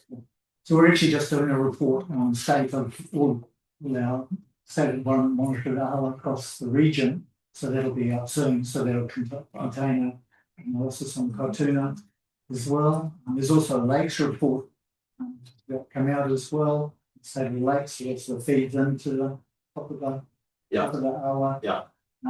That's Tanya's. That's Tanya's. I'll have a talk to Tanya. The other great resource there is this one has a good snapshot of the state of the hour as well. So there's plenty of those here. Gives a little bit of that snapshot from the sciencey point of view. Yeah, bringing through the cultural ones, is there any gaps? We've got the science where we've got it, but there might be some places that it's important to start getting some info. And just really mindful, there's a whole lot of all along the hour there kaitiaki associated to the different hapu that are doing mahi all along the hour, and so everybody's kind of working and he's down no up, so how do you support that mahi that's already been done? That could be part of that one. How do you engage collectively with all those different kaitiaki along the hour and to support, to be guided by the Maru, or to provide that guidance and support and grow what they're doing. Okay, one more question. I think to help answer your question was we actually just need to get people who are living across our hour there. So I guess starting point for our Puriru for the Wānanga could be starting at the Auckland Gates and the whānau living around it. That includes the businesses, that includes just everyone living around it, and that way we can get a full scale understanding of what the health of the other power actually is. Because for me, listening to your Picaro, my partner works on the Kaituna every day. He kayaks down the Kaituna, and he's a student kaitiaki for the Kaituna, and their whole team at their workplace were sick all summer. Why do you think that was? We just had a beautiful conversation, and we just had algae look forward to us, and that's affecting up here at the bottom. So I think we need to actually hear from the people who are here. Gina, thank you. And I know you introduced yourself as a council staff member, but you've been part of the Te Maru whānau for a long time. So for the purpose of our new ones, are you able to share your connection to the Kaituna River and to Te Maru? So prior to, I've been with council for 7 years now. Prior to that, I have worked for Ngāti Rangi. I married into Ngāti Rangi and was part of the initial setup of Te Maru or Ngāti Rangi and ran our environmental unit for 15 years. I sat on this board from its outset as an alternate for a few years. And was part of the development of the strategy documentary. So it's lovely to be here, lovely to be back in this whare. Just, we know Ngāti Rangi settled. Our large natural grouping was with Tapuka and Rangi Te Aorere. So that was our Waimakare, Waiwera, Waitai. So Te Tokotoro o ngā Tapu Wai was the name of our collective. And so it's lovely to be back here and to be back in front of Te Maru and good, let's do some money. Kia ora.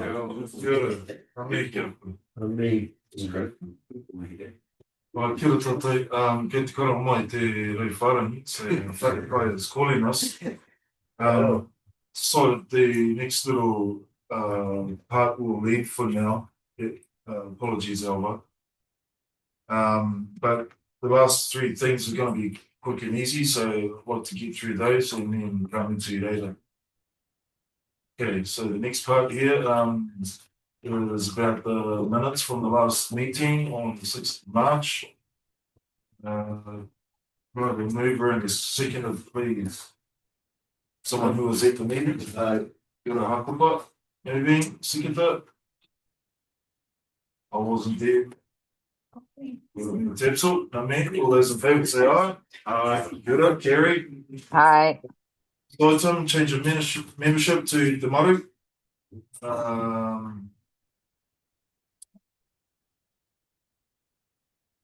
Can see the membership list. Oh, just the ambition. Yeah. I want the access. Yeah, that's all. Yeah. So we'll clear what we're moving and seconding here. Good point. Can I remove it, please? Good. Tepsel, second. Good. Alicia. Sure. Now, Mehi, all those in favour say aye. Aye. Aye. Move.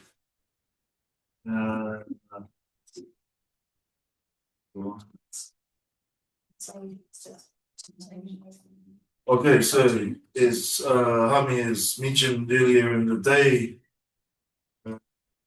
to appoint an alternate member to myself, the chair, to Te Ohu Parawai, or Te Waiari. Thanks for open to the nominations.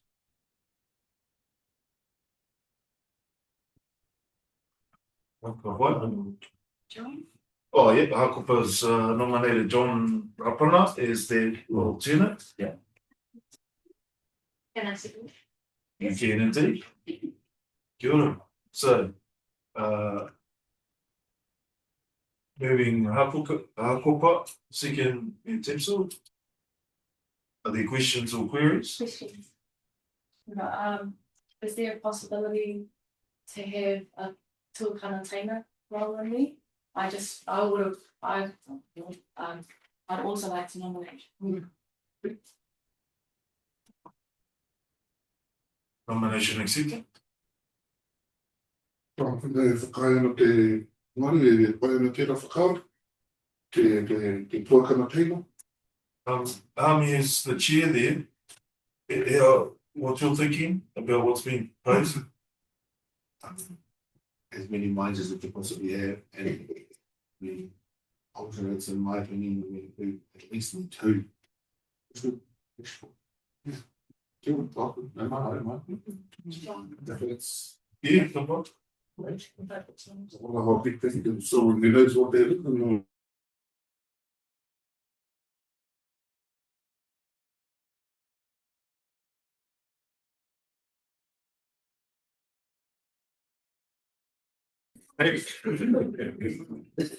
Two nominations, both willing to accept the role. I think we move on to alternates here. That's what. Okay. Mover for that, please. Oh, yeah. So is the mover accepted? Oh, yes, sorry. Yeah, I can move that one. Mover second for two alternates. Yeah. Those in favour say aye. Goodbye, move. Aye. Just discuss that next week. What is the new alternate on there? Probably 10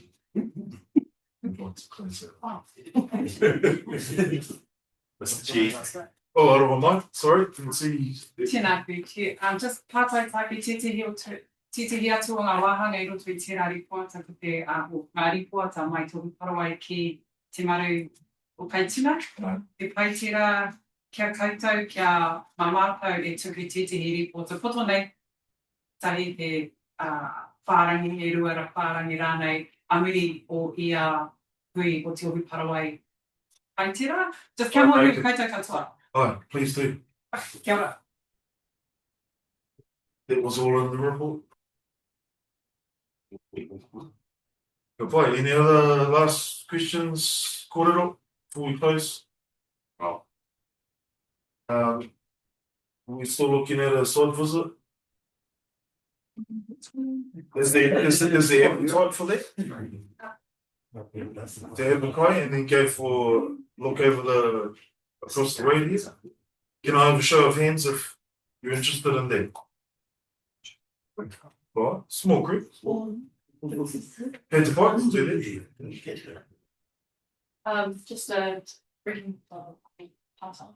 Should we put it, save it for next one?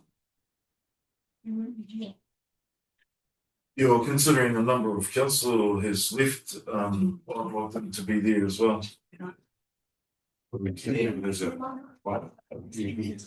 Yeah, I'm aware. The one you said they. Sorry. Sorry, you mentioned the one will be the next two, correct? Oh, Oh, I don't know. sorry. Yeah, I think the audio from today was like the need that came out of it was that we need to have a one and a step outside of our community and understanding how Timothy works now. I'd like to look forward that we come back here, Mr. Chair, because we've founded this beautiful framework, and I we all deserve to acknowledge you as my partner and to go to the Iwaka. Yeah, we'll look to that as a subcommittee meeting. And me, name my hooking one. Joy.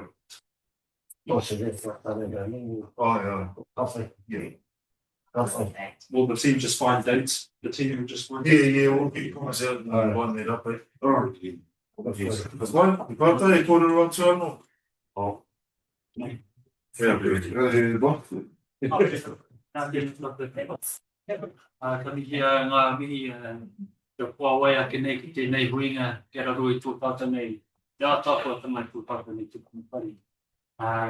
Me hikau atu nei ki te tātou, tātou kua tū mai ki te kōrero. Ki te ara whai i whai ake nei te ara tōtike, te ara whakapuno. Kei roro rā te manakitanga me te aroha a hirita. I ngā huru, tuku tapu ngā huru ngā ue tiki tiki ore. Tēnei kio taura I ho nui, ho roa, I ho take I a koe kurutia te ia te pikinga, te ia te hiringa wānanga. O wānanga tupua, he wānanga atu. O rongi ngā rangi tūhaha, no te uru tupua, no te uru tawhito, no te uru mātua. Te a koe I o pūhaurangi e tāne te waiora uhi, uero, tau mai te Māori haumi e hui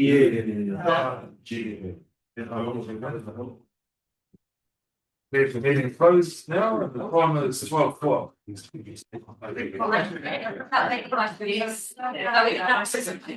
Two